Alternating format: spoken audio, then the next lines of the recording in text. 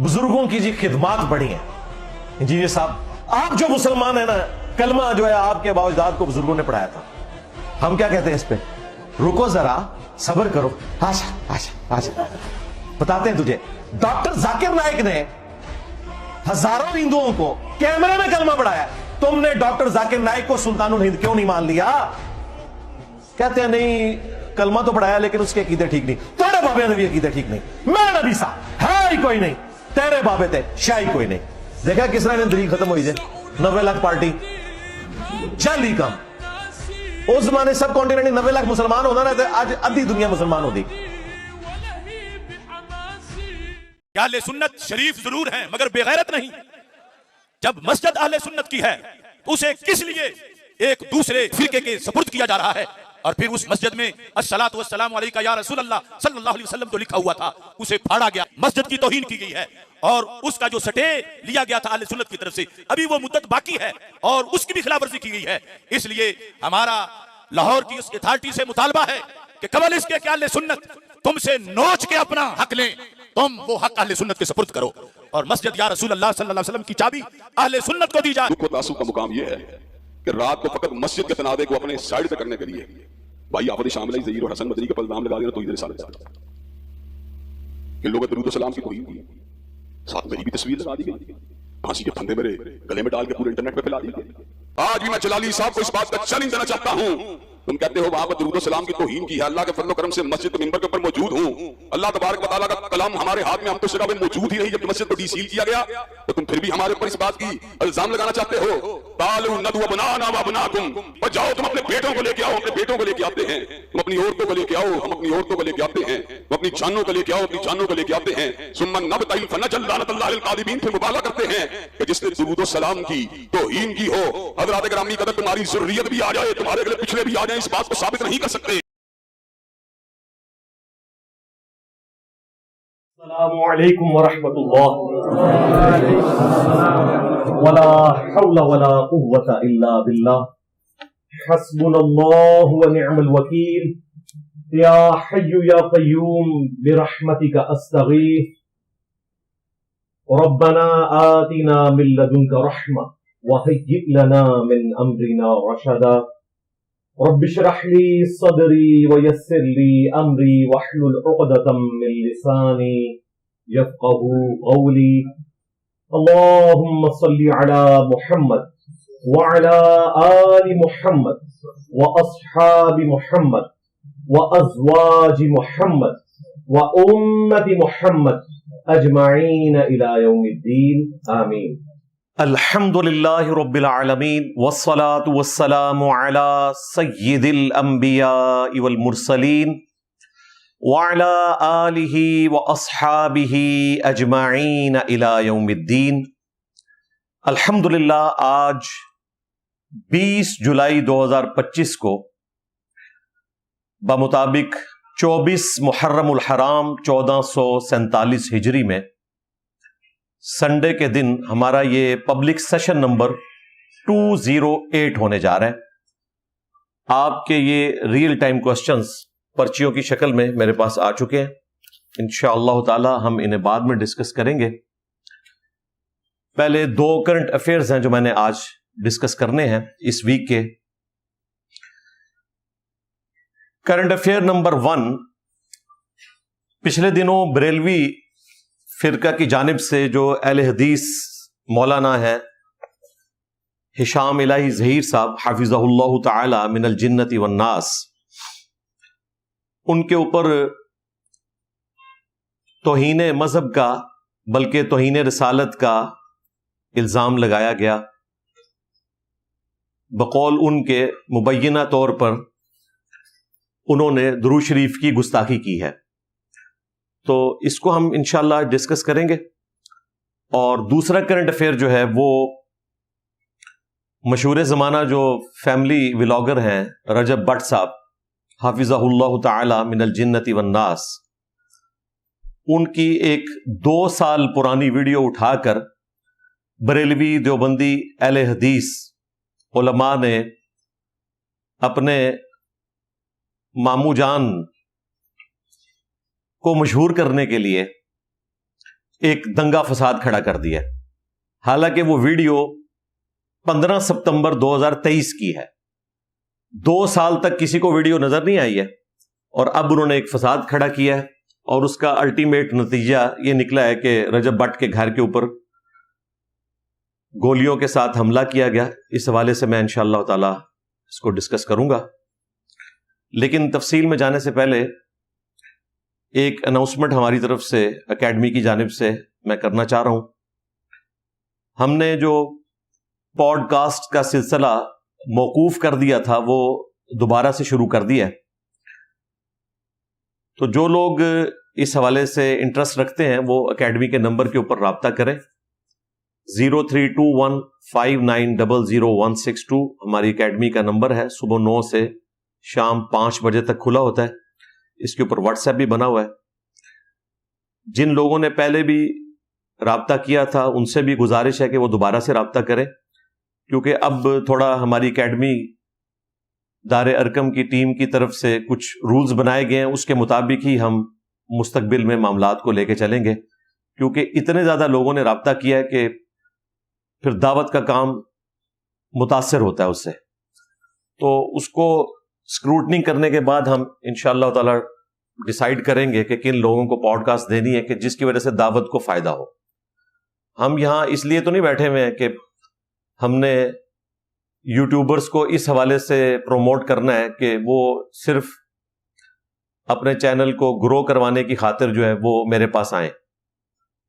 ہم یہ چاہتے ہیں کہ ہر بندے کے پلیٹ فارم سے دعوت حق لوگوں تک پہنچے جو واقعتاً دین کی تڑپ رکھتے ہیں، اسلام کے معاملے میں سیریس ہیں. تو پہلا حق تو انہی کا ہے. جب وہ کمپلیٹ ہو جائیں گے پھر انشاءاللہ تعالی ہم باقی لوگوں کو بھی دیکھ لیں گے. اور اس میں لوگ جو گلہ شکوہ کرتے ہیں کہ جی آپ نے فلاں کو دے دی فلاں کو دے دی، تو ہم دعوت کے پوائنٹ آف ویو سے دیکھ رہے ہوتے ہیں. یہ نہیں دیکھ رہے ہوتے کہ یہ اینکر بڑا ہے یا ٹی وی چینل بڑا ہے، بلکہ یہ دیکھ رہے ہوتے ہیں کہ اس اینکر کے ذریعے، اس ٹی وی چینل کے ذریعے دعوت حق مین سٹریم پہ آ جائے گی.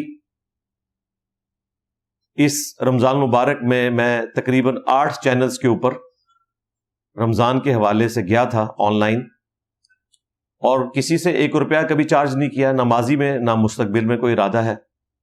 اس محرم میں بھی آپ دیکھیں میں نے کئی ایک اینکرز کے ساتھ ٹی وی چینلز کے اوپر محرم، کربلا اور خلافت سے متعلق ڈسکشن کی، اور کچھ تو ہماری اکیڈمی میں آئے ان کے ساتھ بھی ڈسکشن ہوئی. تو یہ سب کچھ دعوت کو پروموٹ کرنے کے لیے ہو رہا ہوتا ہے، یہ کوئی میری ہابی نہیں ہے. ایک زمانہ تھا کہ جو بھی آتا تھا، کئی لوگ تو ایسے ہیں کہ جو ریکارڈنگ پہلے کر کے گئے ہیں چینل بعد میں جا کے بنایا ہے، ایسے لوگ بھی ہیں بیچ میں. تو اس زمانے میں اس لیے دیتا تھا کہ ظاہر ہے ایک بڑے لیول کا فتنہ کھڑا ہوا تھا دعوت حق کے حوالے سے بھی، میری پرسنالٹی کے پوائنٹ آف ویو سے بھی. اب تو اللہ کا شکر ہے کہ یہ سارے ایشوز اپنی موت مر چکے ہیں وقت کے ساتھ.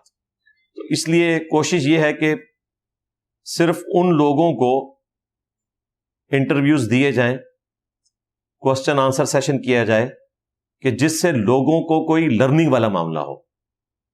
اس محرم میں نے ارشاد بھٹی صاحب کے ساتھ جو محرم کا پروگرام کیا ہے وہ ایک ماسٹر پیس ہے، ہر چیز اس میں کور ہے. اس کے بعد نصر اللہ ملک صاحب کے ساتھ کیا خلافت کے ٹاپک کے اوپر، اور کربلا سے متعلق وہ بھی ماسٹر پیس ہے. تو ان چیزوں کا فائدہ ہوتا ہے، بجائے یہ کہ ہم ہر وقت وہی روتے رہیں. مولویوں نے تو اب رونا ہے قیامت تک. تو ان کو چپ کروانے کے لیے میں بار بار ان ٹاپکس کو ڈسکس کروں جو میں پہلے کر چکا ہوں، اس کا فائدہ نہیں ہے، اس سے پھر بوریت ہوتی ہے. تو کوشش یہی ہوتی ہے کہ کرنٹ افیئر پہ بات کی جائے تاکہ وہ طبقہ جو دین سے دور ہے وہ کرنٹ افیئر کے بہانے چیزوں کو دیکھ لے، سن لے. یہ کوئی ہم ویورشپ کے لیے، ریٹنگ کے لیے نہیں کر رہے ہوتے. دنیا کے ہر دیندار بندے کے گھر میں اس کے بچوں کے ذریعے، اس کے دوستوں کے ذریعے میرا کوئی نہ کوئی شارٹ کلپ اس کے موبائل میں پہنچ جاتا ہے. تو ضرورت ہی نہیں ہمیں کسی اور مشہوری کی. لیکن کرنٹ افیئر کا یہ فائدہ ہوتا ہے کہ جو لوگ دین کے معاملے میں سیریس نہیں ہے، لیکن ان کے لیے وہ ٹاپکس امپورٹنٹ ہوتے ہیں. جس طرح پچھلے دنوں ٹک ٹاکر تھیں ایک ثنا یوسف، ان کا قتل ہوا تو میں نے اس پہ تفصیلاً گفتگو کی. اسی طریقے سے سوات میں چند لوگ جو ہیں وہ پانی میں ڈوب کے شہید ہوئے تو میں نے اس پہ گفتگو کی. اور پچھلے دنوں جو اداکارہ تھی حمیرہ اصغر، ان کی ڈیڈ باڈی 9 مہینے بعد ملی، میں نے اس کے اوپر گفتگو کی. تو آج بھی میں گفتگو کرنٹ افیئر کے اوپر کر رہا ہوں. بعض اوقات علماء کی طرف سے کرنٹ افیئر آ جاتے ہیں، بعض اوقات پاکستان کا جو ماحول ہے اس میں آپ کو پتا ہے نیوز چینل جو ہیں ان کی ریٹنگ تو ٹاپ پہ ہے. جب ہم لوگ اسکول کالج میں پڑھتے تھے اس وقت پی ٹی وی پہ 8 سے 9 جو ڈرامے لگا کرتے تھے، روڈز سنسان ہو جاتی تھیں، دکانیں بند ہو جاتی تھیں، لوگ گھروں میں اپنی فیملی کے ساتھ بیٹھ کے اندھیرا اجالا دیکھا کرتے تھے، وارث ڈرامہ دیکھا کرتے تھے، آغوش دیکھا کرتے تھے. یہ وہ ڈرامے تھے جن سے کوئی مورل لیسن ملتا تھا اور لوگ انٹرسٹ کے ساتھ دیکھتے تھے. اب لوگ 8 سے 9 تک TV talk shows politics کے اوپر دیکھتے ہیں. تو چونکہ نیوز چینلز جو ہیں اس وقت انہوں نے پاکستان کے ماحول کے اعتبار سے جو سنسنی پھیلائی ہوئی ہے اس کی وجہ سے لوگوں کا دین کی طرف اتنا شغف نہیں رہا.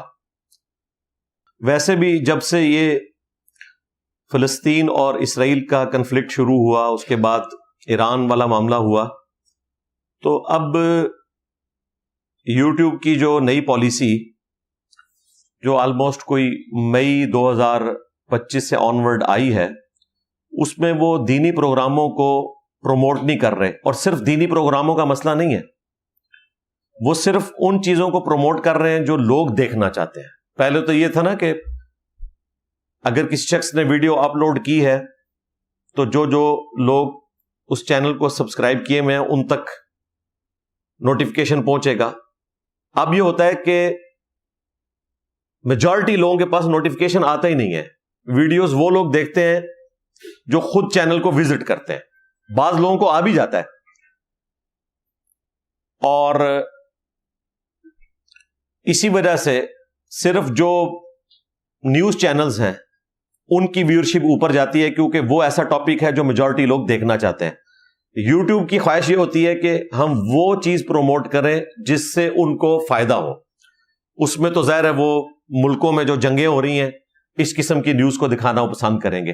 یہ ہر سال نئی پالیسی بنتی ہے. اس سال بہرحال یہ پالیسی کا ہمیں اندازہ ہونا شروع ہو گیا کہ یہ انہوں نے اس قسم کی حرکت کی ہے. تو اس وجہ سے کرنٹ افیئر زیادہ امپورٹنٹ ہو جاتا ہے کہ اس کے ذریعے دین کی بات پبلک تک پہنچ جاتی ہے. باقی اگر کوئی ہمیں اس حوالے سے کوئی شوق ہو تو جس دن واقعہ ہوتا ہے میں اسی دن ہی رات کو اکیلے بیٹھ کے بھی کلپ بنا دوں تو شاید اس سے بھی زیادہ ویورشپ آئے جو ایک ہفتے بعد اس ٹاپک کو ڈسکس کرنے پہ آتی ہے.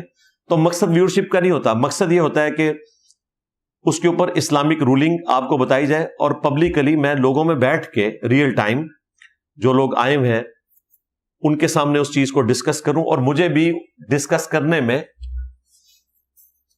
زیادہ لطف محسوس ہوتا ہے بجائے اس کے کہ میں اکیلے کیمرے کے سامنے بیٹھوں. یہ ایکٹنگ صرف وہ مولوی حضرات کر سکتے ہیں جو میرے خلاف ویڈیوز بناتے ہیں اور کہتے ہیں کہ یہ بند کمرے سے باہر نہیں نکلتا اور خود اکیلے بیٹھ کے مجھے جواب دے رہے ہوتے ہیں. حالانکہ میری کوئی بھی ویڈیو ایسی نہیں ہے جو میں نے اکیلے کیمرے پہ بیٹھ کے بنائی ہو، سوائے اکا دکا جب کبھی کوئی ایمرجنسی آئی تو مجھے بولنا پڑ گیا. جس طرح جی ٹی وی والوں نے کہا کہ جی انجینئر صاحب آ کے تو ہمارے چینل پہ چشتی رسول اللہ پہ بات کریں، تو میں نے فوراً ویڈیو بنائی. میں نے 2 دن بھی وہ بچا لیے. اس طرح کا 1-2 کوئی اور موقع ہوگا، ادروائز میں پبلکلی ہی بولتا ہوں. اس میں پھر آپ لوگوں کے اخلاص کی وجہ سے اللہ تعالیٰ میری زبان میں تاثیر بھی دیتا ہے. یہ عظیمت پیرلل میں چل رہی ہوتی ہے. اور الحمدللہ یہاں پچھلے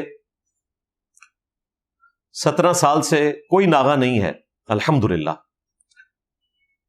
ہر ہفتے سینکڑوں لوگ آتے ہیں اور ہم ان سے ریکویسٹ کرتے ہیں کہ آپ نے اگلے سنڈے کو نہیں آنا، باقی لوگوں کو موقع دینا ہے. آج بھی آپ جتنے لوگ آئے ہوئے ہیں 20 جولائی 2025 کو، تو 90% سے زیادہ وہ لوگ ہیں جو پہلی دفعہ ہی ہماری اکیڈمی میں آئے ہوں گے. کتنے لوگ ہیں جو آج پہلی دفعہ آئے ہیں؟ ذرا ہاتھ کھڑے کریں نا تاکہ کیمرے میں بھی آ جائے. چلیں نیچے کر لیں. تو ہماری یہ کوشش ہے کہ جو لوگ ایک دفعہ آئیں کوشش کریں اگلی دفعہ نہ آئیں, باقی لوگوں کو موقع دیں. ہاں کبھی کسی دوست کے ساتھ آنا پڑ جاتا ہے مجبوراً تو ٹھیک ہے, وہ ایک علیحدہ بات. روٹین اسے نہ بنائیں. اکیڈمی بڑا کرنا بھی کوئی مسئلے کا حل نہیں ہے. اکیڈمی ہم بڑی کریں گے پھر اور لوگ آنا شروع ہو جائیں گے, تو اس طرح یہ سلسلہ بڑھتا چلا جائے گا. اس میں سے نکلنا کچھ نہیں سوائے اس کے کہ میں 3 گھنٹے آپ کے ساتھ تصویریں کھنچواتا رہوں گا.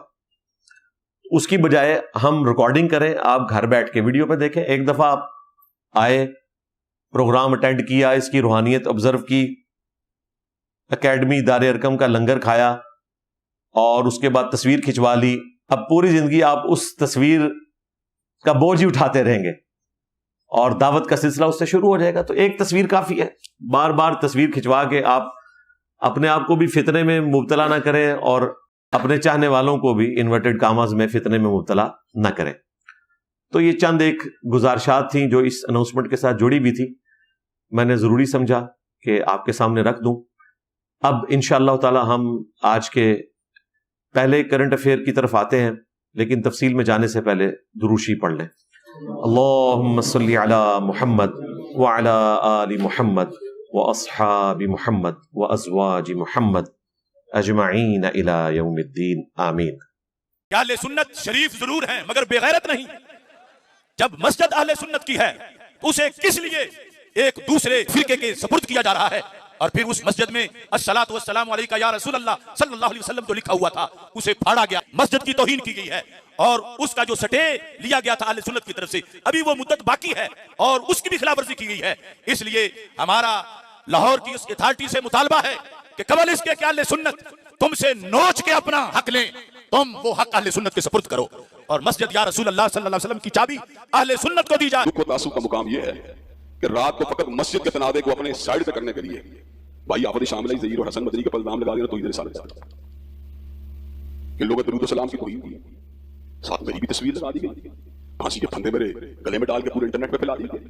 آج بھی میں جلالی صاحب کو اس بات کا چیلنج دینا چاہتا ہوں. تم کہتے ہو وہاں پر درود و سلام کی توہین کی ہے, اللہ کے فضل و کرم سے مسجد کے منبر کے اوپر موجود ہوں, اللہ تبارک و تعالیٰ کا کلام ہمارے ہاتھ میں, ہم تو اس جگہ میں موجود ہی نہیں جب مسجد کو ڈی سیل کیا گیا, تو تم پھر بھی ہمارے اوپر اس بات کی الزام لگانا چاہتے ہو. تعالوا ندعو ابناءنا وابناءکم, اور جاؤ تم اپنے بیٹوں کو لے کے آؤ, اپنے بیٹوں کو لے کے آتے ہیں, تم اپنی عورتوں کو لے کے آؤ, ہم اپنی عورتوں کو لے کے آتے ہیں, تم اپنی جانوں کو لے کے آؤ, اپنی جانوں کو لے کے آتے ہیں. ثم نبتہل فنجعل لعنۃ اللہ للکاذبین, پھر مبالغہ کرتے ہیں کہ جس نے درود و سلام کی توہین کی ہو. حضرات گرامی قدر تمہاری ذریت بھی آ جائے, تمہارے اگلے پچھلے بھی آ جائیں, اس بات کو ثابت نہیں کر سکتے. کرنٹ افیئر نمبر 1 آج کا, وہ جو بریلوی فرقے کی طرف سے اہل حدیث مکتب فکر کے 2 ڈومیننٹ علماء علامہ ابتسام الہی ظہیر صاحب حافظہ اللہ تعالی اور ان کے بھائی ہشام الہی ظہیر حافظہ اللہ تعالی من الجنت والناس, ان کے خلاف سوشل میڈیا کے اوپر کمپین چلائی گئی.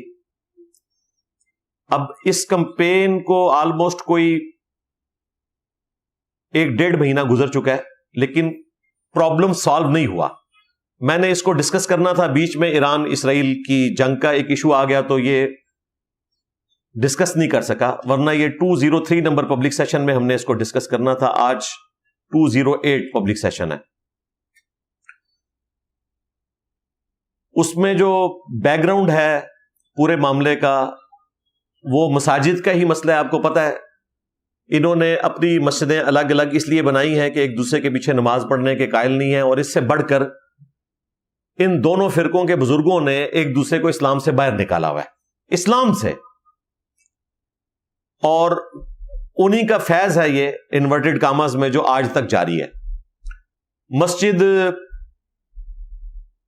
بریلویوں کے پاس تھی مسجد یا رسول اللہ, پھر اہل حدیث کے پاس آئی جوبلی ٹاؤن لاہور میں, پھر اہل حدیث کے پاس اس وقت آ چکی ہے کورٹ میں ان کے مقدمات چل رہے ہیں.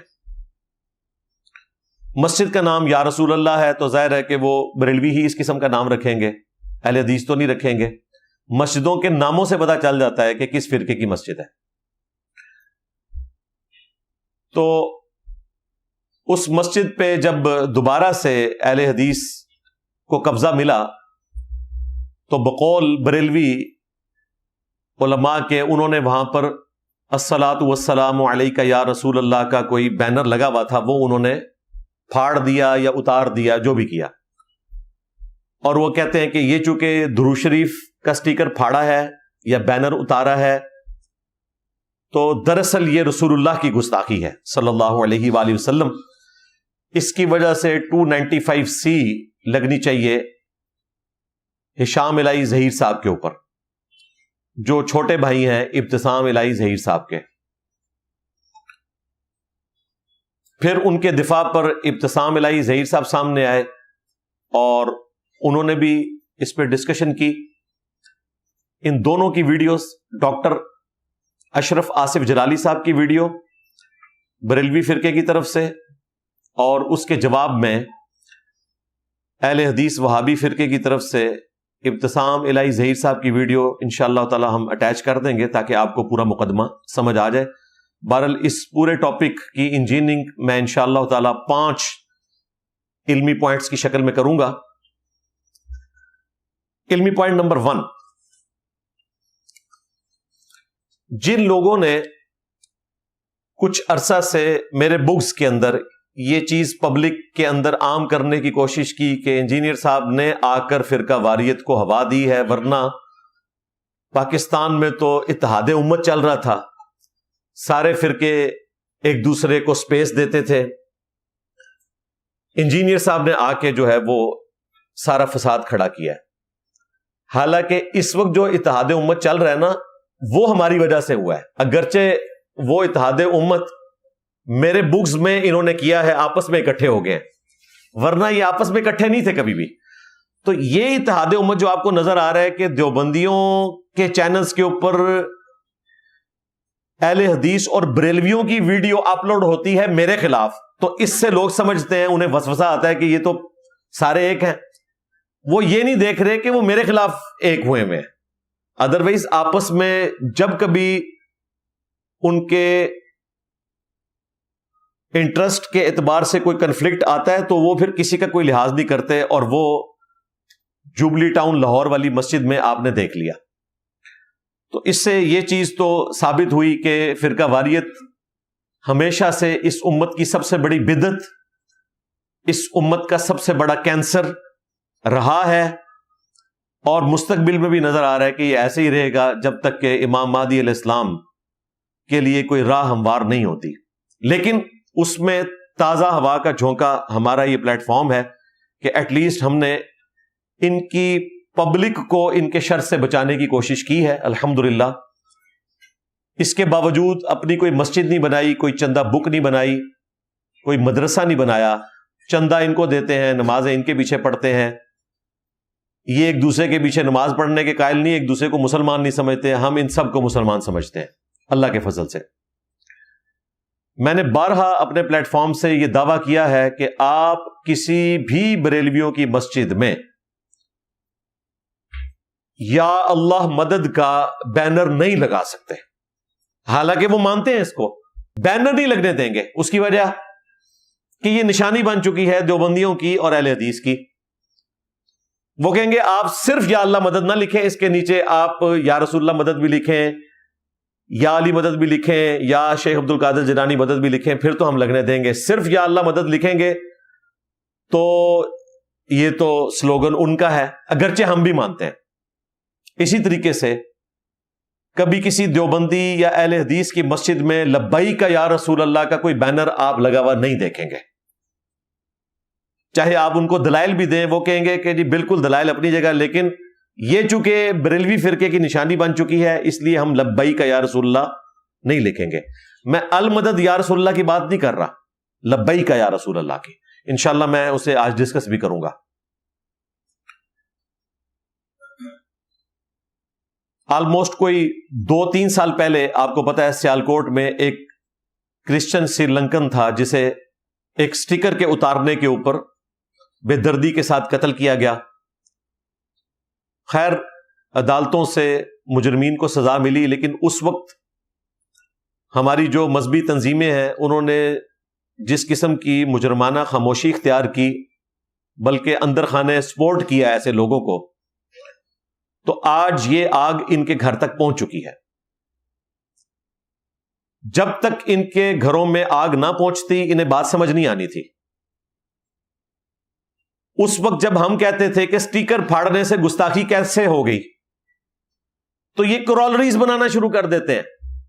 یہ کہتے ہیں جی سٹیکر کے اوپر چونکہ رسول اللہ کا نام لکھا ہوا ہے صلی اللہ علیہ وآلہ وسلم، لہذا اس سٹیکر کو پھاڑنا گویا کہ نبی علیہ السلام کی توہین کرنا ہے۔ اسی طریقے سے صحابہ کرام میں سے، اہل البیت میں سے، امہات المومنین میں سے اگر کسی کی کوئی توہین کرتا ہے تو یہ کہتے ہیں چونکہ ان کی نسبت نبی صلی اللہ علیہ وآلہ وسلم کے ساتھ ہے لہذا 295C لگائی جائے۔ اس طرح تو بھائی پھر کرولریز پہ کرولریز بناتے چلے جائیں، اس کا تو کوئی اینڈ نہیں ہے۔ حالانکہ پاکستان کے قانون میں 295A اور 298A یہ توہین مذہب کی دفعات ہیں، 10 سال تک قید ہے اس کے اوپر۔ 295B جو ہے وہ توہین قرآن سے ریلیٹڈ ہے، اور 295C جو ہے وہ توہین رسالت سے متعلق ہے، جس کے اوپر ڈیتھ پینلٹی بھی ہے۔ لیکن اگر آپ کرولریز بنا کے ہر چیز کو توہین رسالت میں ڈالنا شروع کریں گے تو آج پھر اہل حدیث فرقہ جنہوں نے اتنا ہنگامہ کھڑا کیا ہوا تھا کچھ عرصہ پہلے، تو ان کے گھر میں بھی آگ پہنچ گئی۔ دیوبندیوں کے گھر تو پہلے ہی پہنچی تھی مفتی طارق مسعود صاحب کے ذریعے، اور انہوں نے توبہ کی، ان کی توبہ اللہ کا شکر ہے علماء نے قبول کر لی، کیونکہ وہ ان کے اپنے قبیل سے تعلق رکھتے تھے۔ مجھا دیا بھیڑاں ہوندیاں نے، بھینسیں جو ہیں وہ بھینسوں کی بہنیں ہوتی ہیں۔ ہاں کوئی اور کرے تو اسے یہ کہتے ہیں کہ سرتن سے جدا، مولوی کوئی کرے تو کہتے ہیں جی ہم توبہ کا مطالبہ کرتے ہیں۔ ہم کہتے ہیں سب سے ہی توبہ کا مطالبہ ہونا چاہیے۔ باقی توہین جو کسی کی طرف منسوب کی جائے اس کا فیصلہ کورٹ کرے، علماء کا، ان کی کٹر پبلک کا کام نہیں ہے کہ وہ توہین رسالت کا اس طرح فیصلہ کرتے پھرے، ظاہر ہے اس کے پیچھے پھر فرقہ واریت بھی آ جاتی ہے۔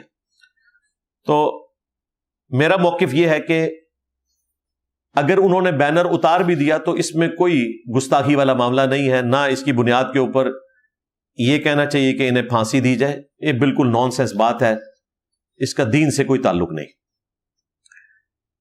علمی پوائنٹ نمبر 2، ہشام الہی ظہیر صاحب حفظہ اللہ تعالی کے جو بڑے بھائی ہیں ابتسام الہی ظہیر صاحب، ان کی جو ویڈیو آئی سامنے، اس میں وہ اسی طریقے سے چیخ کے گفتگو کر رہے ہیں جس طرح میرے بارے میں کچھ عرصہ پہلے تک کرتے رہے، اور ان کے جملے سنے تو لگتا ہے کہ ان میں انجینئر کی روح آ گئی ہے۔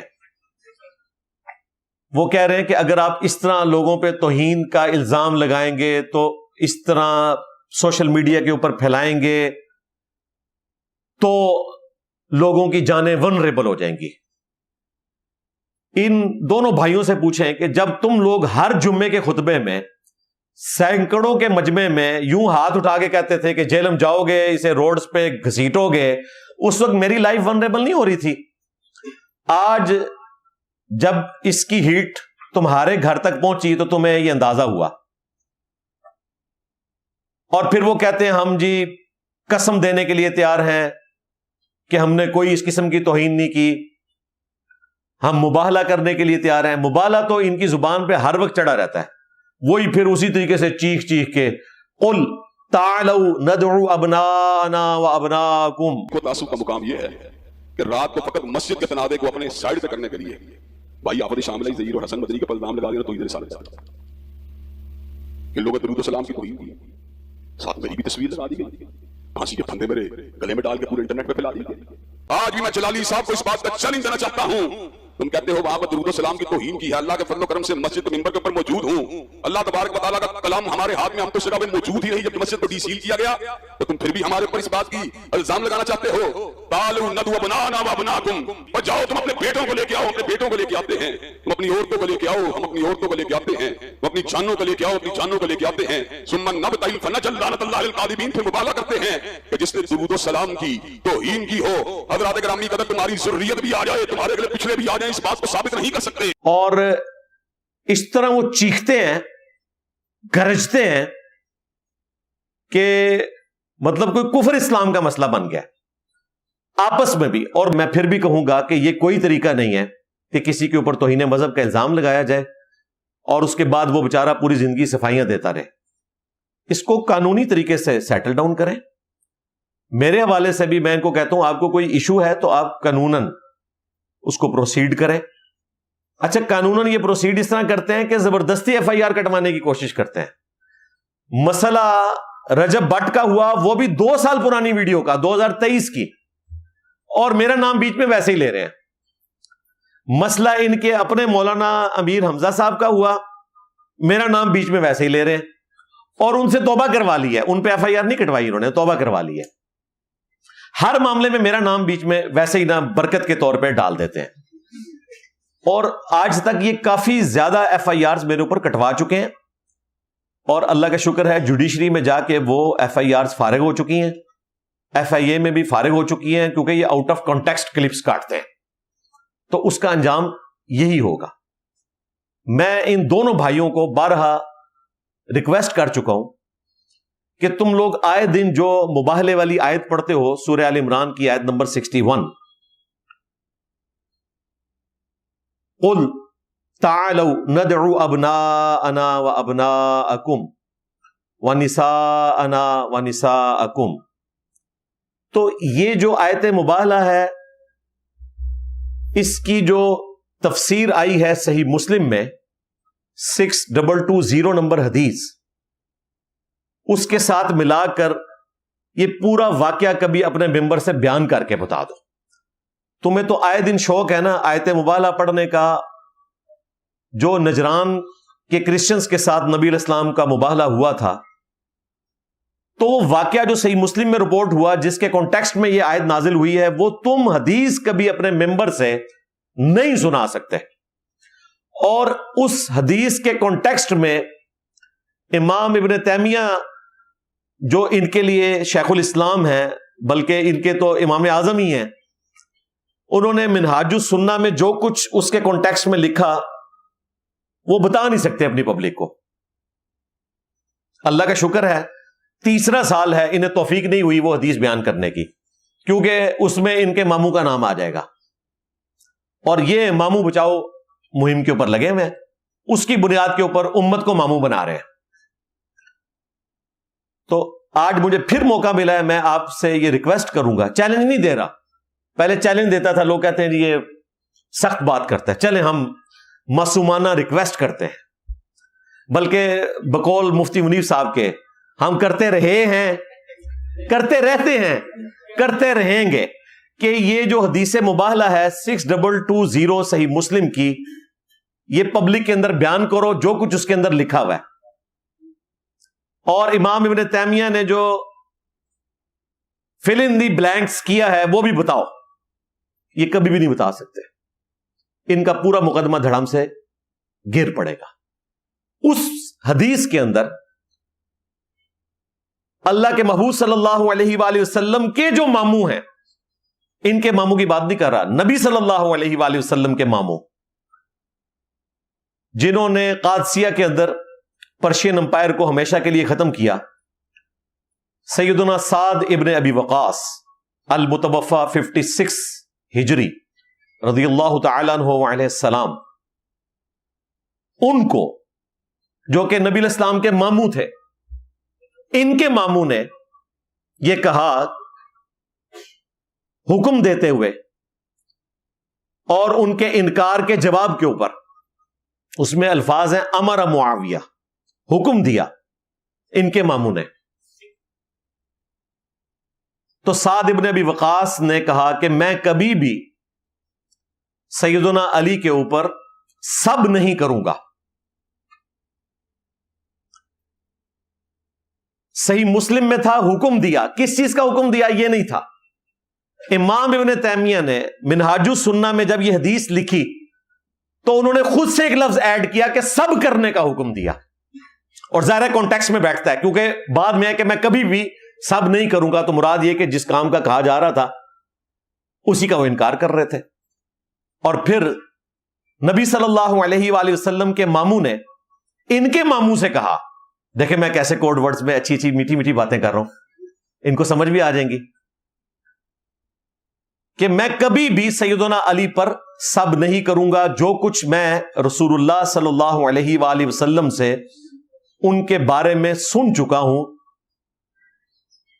ان کی شان میں, ان میں سے کوئی ایک چیز بھی مجھے مل جائے تو میرے لیے سرخ اونٹوں سے, آج کے اعتبار سے V8 سے بہتر ہے, اپنے چارٹر طیارے سے بہتر ہے, اگر مجھے حضرت علی والی ایک فضیلت مل جائے جو نبی اسلام نے ان کی شان میں ارشاد فرمایا.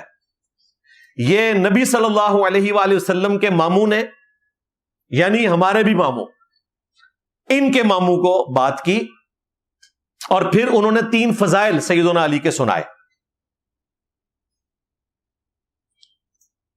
پہلی فضیلت انہوں نے بیان کی کہ نبی صلی اللہ علیہ وآلہ وسلم نے خیبر کے موقع پر فرمایا تھا, کل اس شخص کے ہاتھ میں جھنڈا دوں گا جو اللہ اور اس کے رسول سے محبت کرتا ہے اور اللہ اور اس کا رسول اس سے محبت کرتے ہیں.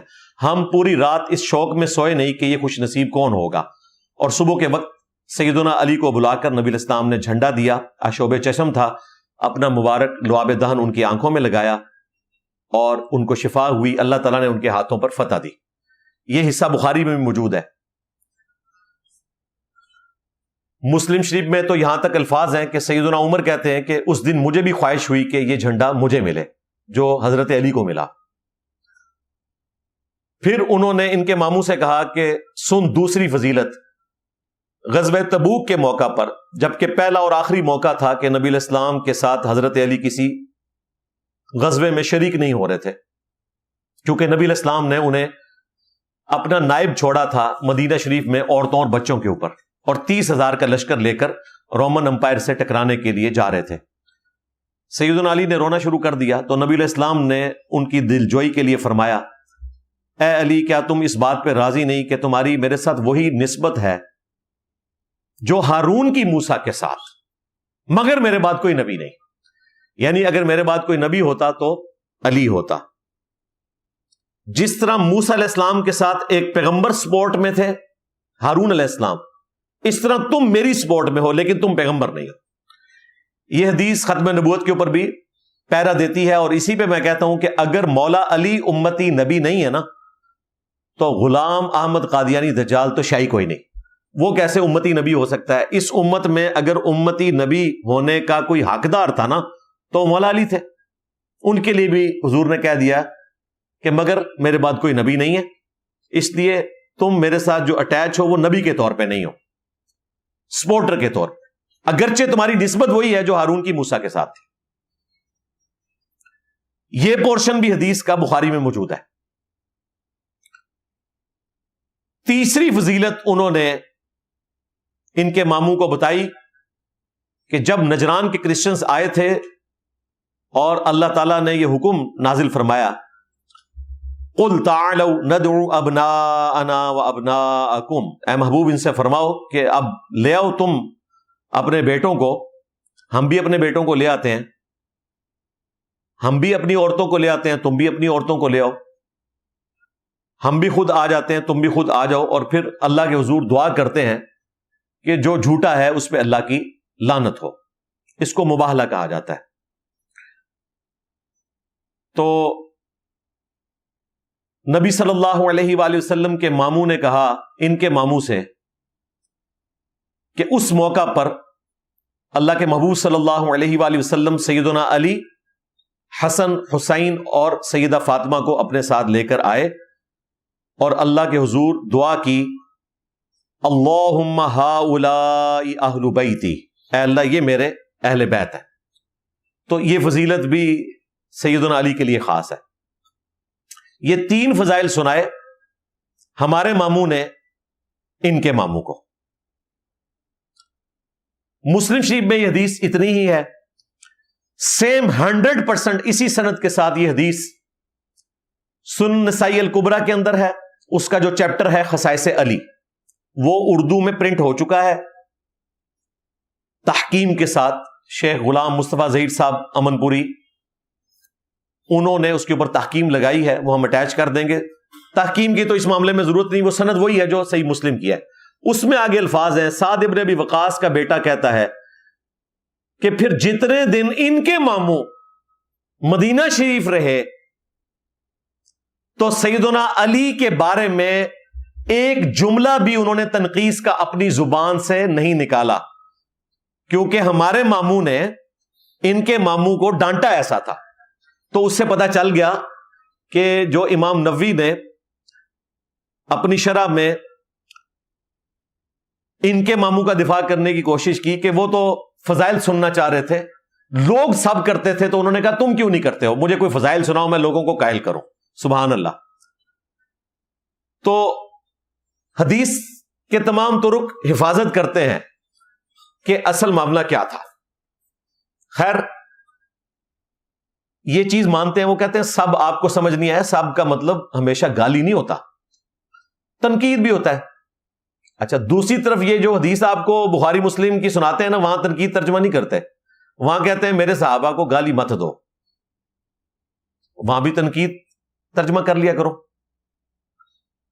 اور وہ حدیث بھی یہ پوری نہیں بتاتے, وہ تو صحیح مسلم میں ہے کہ وہ عبد الرحمن بن عوف رضی اللہ تعالیٰ عنہ کو حضرت خالد ابن ولید نے گالی دی تھی, تو نبی علیہ السلام نے کہا تھا خالد اب تم میرے صحابہ کو گالی نہ دو. حالانکہ حضرت خالد بھی صحابی تھے, لیکن وہ بعد کے صحابی تھے, صلح حدیبیہ کے بعد, جب اسلام کا گراف اوپر جا رہا تھا.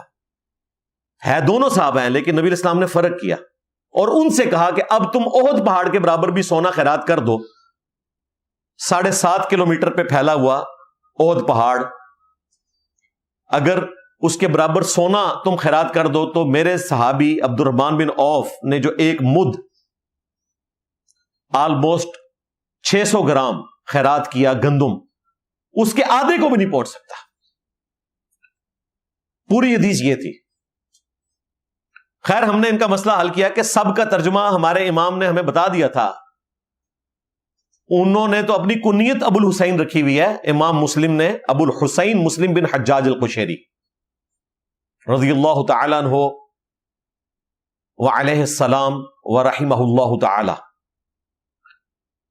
6229 نمبر حدیث میں آتا ہے کہ بنو امیہ میں سے, آل مروان میں سے جب ایک شخص مدینے کا گورنر بنا, حاکم بنا, تو سہل ابن سعد السعدی کو منبر پر بلا کر کہا کہ تم حضرت علی کے اوپر سب کرو. تو انہوں نے انکار کیا, تو انہوں نے کہا کہ آپ چلیں اس طرح کہہ دیں لعن اللہ ابا تراب, حضرت علی کا نام نہ لیں, ان کی کنیت کہہ کے نا تو آپ کہہ دیں کہ ابو تراب پر لعنت, نعوذ باللہ. تو یہ سب کا ترجمہ صحیح مسلم میں ہوا ہے, لعنت بھیجتے تھے. اور کون کہتے ہیں جی وہ پتہ نہیں کون تھا, کوئی مجہول شخص تھا. مجہول نہیں بھائی, حاکم تھا وہ مدینے کا. ہاں, مجہول نہیں تھا سرکار, جمعیت اہل حدیث کا وہ صدر تھا اپنے علاقے کا. ہاں, وہ مجہول ہوگا مجھے بتائیں, کوئی عام اہل حدیث ہوتا تو یہ کہہ سکتے تھے, وہ جمعیت اہل حدیث کا صدر تھا ادھر کا, حجاز کا. ان کو یہ لینگویج سمجھ آئے گی کہ مجہول نہیں ہوتا بندہ جو صدر ہوتا ہے کسی علاقے کا, وہ سب سے بڑا کھڑپینچ ہوتا ہے وہاں کا. تو یہ بڑا کھڑپینچ تھا. اور آپ دیکھیں کہ یہ واقعہ خود بتا رہا ہے کہ جی جو لوگ کہتے تھے نا جی صلح حسن کے بعد ہر چیز سیٹل ڈاؤن ہو گئی تھی, اور یہ سب کچھ صلح حسن کے بعد ہو رہا ہے, کیونکہ مدینے میں آل مروان میں سے گورنر ان کے ماموں کے دور میں بنے ہیں, تو اس کا مطلب ہے کہ یہ بعد کا دور ہے. خیر, سب کا ترجمہ ہو گیا, ان کا مسئلہ بھی حل ہو گیا. اور مفتی تقی عثمانی صاحب نے جو اپنی بھولی بھالی پبلک کو دھوکہ دینے کی کوشش کی کہ سب کا مطلب تنقید ہوتا ہے, ٹھیک ہے تنقید بھی ہوتا ہے, لیکن یہاں پہ تنقید نہیں ہے. اور ویسے آپ کے نزدیک تو خلفائے راشدین کی تنقید کرنا بھی رافضیت ہے, تو اب مجھے بتاؤ کہ سب سے بڑے رافضی تو پھر بنو امیہ ہوئے, تم تو کہتے ہو تنقید کرنا بھی رافضیت ہے. تو سب کا ترجمہ صحیح مسلم میں ہوا ہے. اب اگر مفتی تقی عثمانی صاحب نے مسلم شریف نہیں پڑھی تو میرا تو کوئی قصور نہیں. ویسے اس سے بڑا فتویٰ بھی لگ سکتا ہے کہ انہوں نے پڑھ کے چھپایا، لیکن وہ بہت بڑا فتویٰ لگ جائے گا علماء یہود والا. تو ہم چھوٹا فتویٰ لگاتے ہیں کہ ان بیچاروں نے نہیں پڑھی ہوگی صحیح مسلم شریف، یا پڑھی ہے اوور لک ہو گئی ہے، جان بوجھ کے ایسا نہیں کیا ہوگا جو انہوں نے یہ جھوٹ بولا یا غلطی لگی ان کو، ہلکا لفظ استعمال کر لیتے ہیں. تو آپ دیکھیں کہ مسئلہ کہاں سے شروع ہوا اور مجھے کیا کچھ بیان کرنا پڑ گیا اس حوالے سے. علمی پوائنٹ نمبر 3. اب رہا مسئلہ کہ یہ وہابی حضرات الصلاۃ والسلام علیکہ یا رسول اللہ کا سٹیکر کیوں پھاڑ دیتے ہیں؟ اس لیے کہ وہ اس درود شریف کو غلط سمجھتے ہیں، اور عین ممکن ہے کہ اس درود شریف کا سٹیکر پھاڑنے کو یہ ثواب کا کام سمجھتے ہوں. عین ممکن ہے کہ یہ توریہ کر رہے ہوں کہ ہم نے تو درود شریف کی توہین نہیں کی کیونکہ اس کو درود شریف مانتے ہی نہیں. یہ بھی ہو سکتا ہے. مولوی بڑی بڑی کھونگ ہوتا ہے تو انہوں پتہ ہی نہیں ہے، تو اس لیے وہ قسمیں اٹھا کے کہہ رہا ہے کہ ہم نے تو توہین کی ہی نہیں درود شریف کی، کیونکہ وہ اس کو درود مانتے ہی نہیں ہے. تو ان سے اگر کوئی توبہ کروانی ہے نا بریلویوں نے، تو میں ان کو مشورہ دیتا ہوں، کیونکہ میں ان سے بڑا بریلوی رہا ہوں، کہ انہیں کہیں کہ بول کے کہیں کہ الصلاۃ والسلام علیکہ یا رسول اللہ کا جو بینر فلاں جگہ پہ اتنے سائز کا لگا ہوا تھا وہ آپ نے نہیں اتارا، یہ بول کے کہو. تو میرا خیال ہے وہ تیار نہیں ہوں گے. ویسے ہی جنرل کہہ رہے ہیں اللہ کی قسم ہم نے جو ہے وہ درود شریف کی توہین نہیں کی، درود شریف اس کو مانتے ہی نہیں ہے. یا رسول اللہ کہنا یا مسجد میں لکھنا ہمیں اس سے کوئی اختلاف نہیں ہے. لبیک یا رسول اللہ لکھے کوئی اختلاف نہیں ہے. اختلاف ہے المدد یا رسول اللہ لکھنے سے قرآن و سنت کی روشنی میں. یا رسول اللہ تو ہمارا عقیدہ ہے الحمدللہ. 4 کتابوں میں صحیح سند سے یہ حدیث رپورٹ ہوئی ہے. المصنف ابن ابی شیبہ میں، سنن الکبریٰ البیہقی کے اندر، الموطا امام مالک میں، اور فضل الصلاۃ علی النبی میں، کہ سیدنا عبداللہ ابن عمر رضی اللہ تعالیٰ عنہ جب کبھی بھی مدینہ شریف سے باہر نکلتے یا سفر سے واپس آتے، دونوں صورتوں میں مسجد نبوی میں 2 نفل ادا کیا کرتے تھے. اس کے بعد قبر رسول پر آ کر عرض کرتے السلام علیکہ یا رسول اللہ. پھر حضرت ابوبکر صدیق رضی اللہ تعالیٰ عنہ کی قبر کے سامنے آ کر السلام علیکہ یا ابا بکر، اور پھر حضرت عمر کی قبر کے سامنے السلام علیکہ یا عمر. ایک روایت میں ہے یا ابتا، اے میرے باپ آپ پر سلام ہو.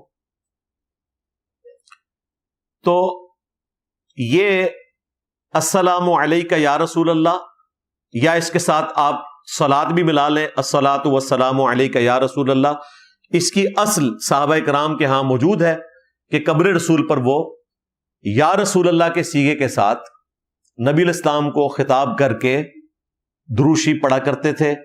یہ صیغہ بھی ثابت ہے، یا رسول اللہ کہنا بھی ثابت ہے، بلکہ یہ تو حضرت ابوبکر صدیق سے ثابت ہے. صحیح بخاری میں جو نبی الاسلام کی میت کے اوپر حضرت ابوبکر کا خطبہ ہے، اس میں الفاظ ہیں کہ جب حجرہ عائشہ سلام اللہ علیہا میں داخل ہوئے سیدنا ابوبکر رضی اللہ تعالیٰ عنہ، انہوں نے نبی صلی اللہ علیہ وآلہ وسلم کے چہرے اقدس سے جب چادر ہٹائی، آپ کے ماتھے کے اوپر بوسہ دیا تو کہا یا رسول اللہ، اللہ تعالی آپ پر 2 موتوں کو جمع نہیں کرے گا. یعنی ایک موت آپ کا مقدر تھی وہ آنی ہے، اب دوبارہ آپ کو موت نہیں آئے گی، اب آپ آخرت کی زندگی میں ہیں. اس سے انہوں نے سیدنا عمر کا رد کیا، کیونکہ وہ کہہ رہے تھے جو کہے گا کہ نبی الاسلام فوت ہو گئے میں اس کو قتل کر دوں گا. ان کی سمجھ یہ تھی کہ جب تک نبی صلی اللہ علیہ وآلہ وسلم رومن اور پرشین امپائرز کو نہیں گراتے، جو آپ نے خود بشارتیں دی ہیں، آپ دنیا سے اپنا مشن پورا کیے بغیر نہیں جائیں گے. جس طرح حضرت موسیٰ علیہ السلام چلے گئے تھے کوہ طور پہ، وقتی طور پر ڈورمنٹ پوزیشن میں چلے گئے ہیں، نبی الاسلام واپس آئیں گے. تو سیدنا ابوبکر نے کہا کہ نہیں، 2 موتیں نہیں ہوں گی، یہ موت ہے، اس کے بعد اب آپ کے اوپر دوسری موت نہیں آئے گی کہ آپ واپس آئیں اور پھر دوبارہ دنیا سے جائیں، وہ آ چکی موت. تو یا رسول اللہ کے الفاظ سیدنا ابوبکر نے نبی الاسلام کی میت کو مخاطب کر کے کہے. یہ اصل ہے جس کی وجہ سے صحابہ کرام قبر رسول پہ بھی السلام علیکہ یا رسول اللہ کہا کرتے تھے. اب اگر کسی کے دماغ میں یہ آئے کہ یہ تو قبر رسول کے لیے خاص درود ہے، یہاں سے پڑھنا کیسے ثابت ہوا؟ تو ٹھیک ہے، ہم اس کو اسی لیول پہ اتر کے دلیل دیں گے کہ صحیح بخاری اور صحیح مسلم دونوں میں حدیث موجود ہے۔ ابن مسعود رضی اللہ تعالیٰ عنہ کہتے ہیں کہ جب ہم نماز پڑھتے تھے تو ہم تشہد میں السلام علی جبرائیل، السلام علی میکائیل یہ بھی خود سے پڑھ دیتے تھے۔ تو نبی علیہ السلام نے فرمایا کہ یہ نہ پڑھو، تم بس اتنا ہی پڑھو، التحیات للہ والصلوات والطیبات، السلام علیک ایہا النبی ورحمۃ اللہ وبرکاتہ، السلام علینا وعلی عباد اللہ الصالحین۔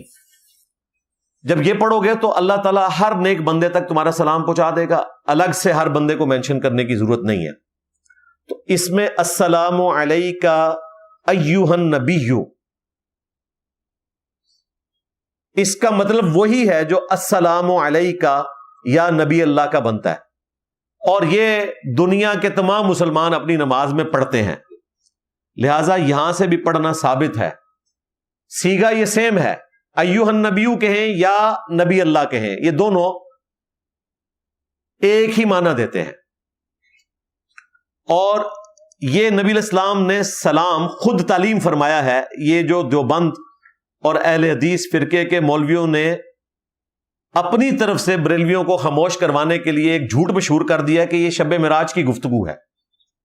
اللہ تعالیٰ کے حضور نبی علیہ السلام نے کہا تھا التحیات للہ والصلوات والطیبات، تو اس کے جواب میں اللہ تعالیٰ نے کہا تھا السلام علیک ایہا النبی ورحمۃ اللہ وبرکاتہ۔ وہ کہتے ہیں کہ یہ ہم انشائیہ نہیں پڑھ رہے ہوتے، یعنی انٹینشن کے ساتھ نہیں پڑھتے، بلکہ ہم اس کو حکایتاً پڑھتے ہیں، یعنی کہ سٹوری کے طور پر، اس واقعے کے طور پر۔ حالانکہ کہیں پر یہ چیز رپورٹ نہیں ہوئی، بلکہ رپورٹ تو یہ ہوا صحیح بخاری میں کہ ابن مسعود کہتے ہیں کہ نبی علیہ السلام نے میرا ہاتھ اپنے دونوں ہاتھوں میں لے کر مجھے یہ تشہد نماز کا خود تعلیم فرمایا ہے۔ اور مسلم شریف کے الفاظ ہیں،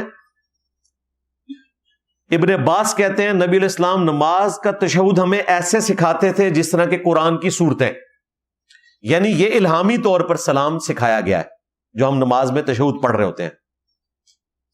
لہٰذا یہ کہنا کہ یہ کوئی سٹوری ہے تو اس کا کوئی اصل موجود نہیں۔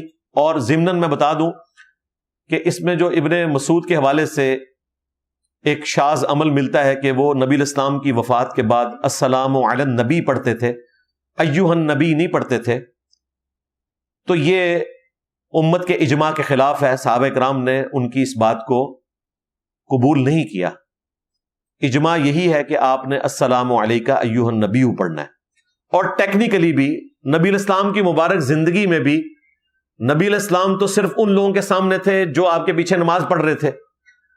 جو اس زمانے میں مکے میں نماز پڑھتے تھے تو کیا نبی علیہ السلام نے ان کو علی النبی تعلیم فرمایا تھا یا ایہا النبی؟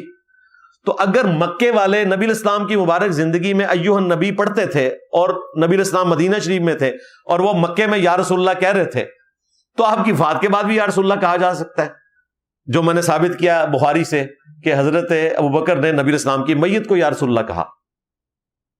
یہ میں ٹیکنیکلی ساتھ ساتھ مسائل بھی اس حوالے سے حل کر رہا ہوں اللہ کے فضل سے۔ لہذا یہ ایشو اس حوالے سے تو ریزالو ہوا کہ یہ السلام علیک ایہا النبی یہ وہ صیغہ ہے جو ایکویلنٹ ہے السلام علیک یا نبی اللہ کے۔ تو یا رسول اللہ اپنی اصل میں ثابت ہے۔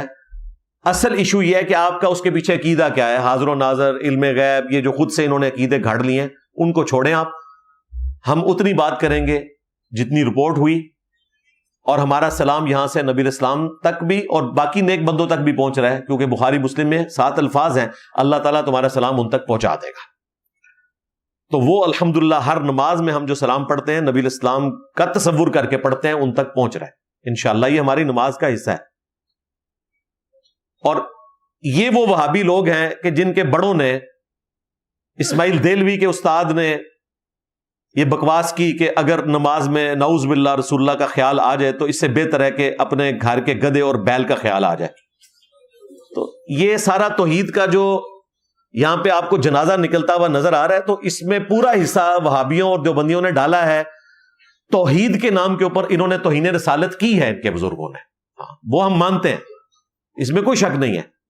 اسی لیے تو ہماری اس دعوت حق کو بریلوی پبلک نے قبول کیا کہ انہوں نے ہمارا اخلاص دیکھا کہ ہم نے مقدمہ مانا ہے، جس کا جو مقدمہ درست ہے وہ بالکل درست ہے۔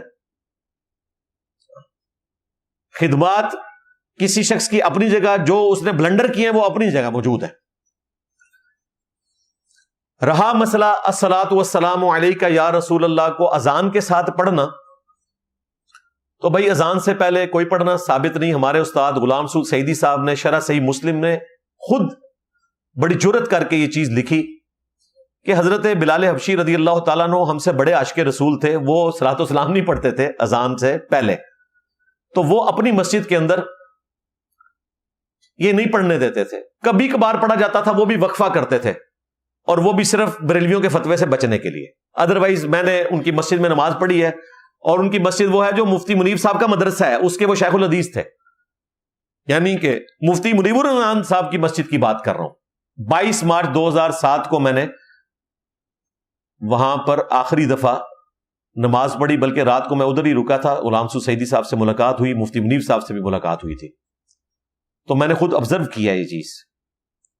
باقی اذان کے بعد دروشی پڑھنا سپیکر میں نہیں، ویسے اس کی فضیلت ہے صحیح مسلم کے اندر، اور جو دعا رپورٹ ہوئی ہے وہ صحیح بخاری میں ہے۔ صحیح مسلم کے الفاظ ہیں کہ جو شخص مؤذن کی اذان کے جواب میں وہی کلمات رپیٹ کرے جو کچھ مؤذن کہہ رہا ہے، حی علی الصلاۃ حی علی الفلاح پہ آپ لا حول ولا قوت الا باللہ پڑھیں گے، اور باقی الفاظ وہی ہیں۔ اس کے بعد مجھ پر درود شریف پڑھے، جو ایک دفعہ درود شریف پڑھے گا اللہ تعالیٰ اس پر 10 مرتبہ رحمت نازل فرمائے گا۔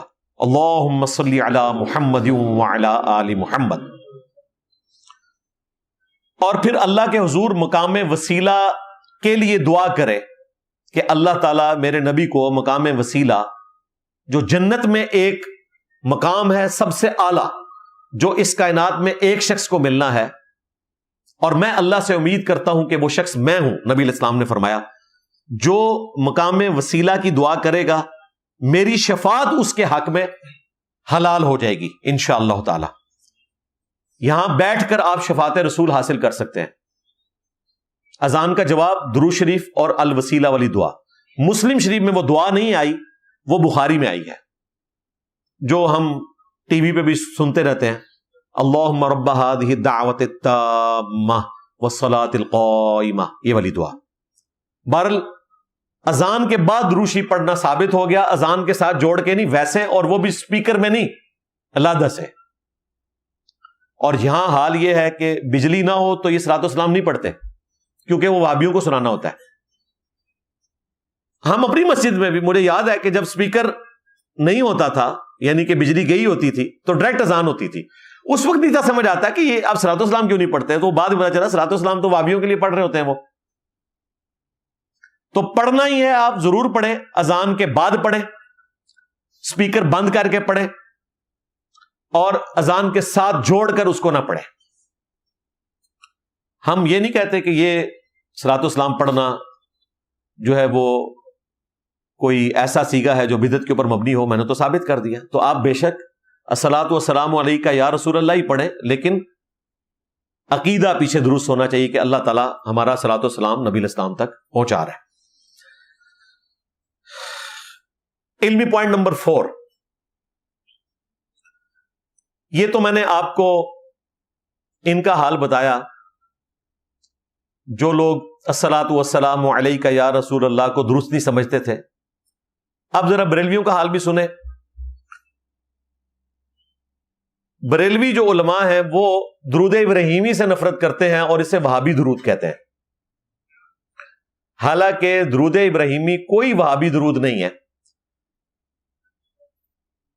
سورۃ الاحزاب کی آیت نمبر 56 جب نازل ہوئی، ان اللہ وملائکتہ یصلون علی النبی یا ایھا الذین آمنوا صلوا علیہ وسلموا تسلیما اللہم صلی علی محمد وعلی آل محمد.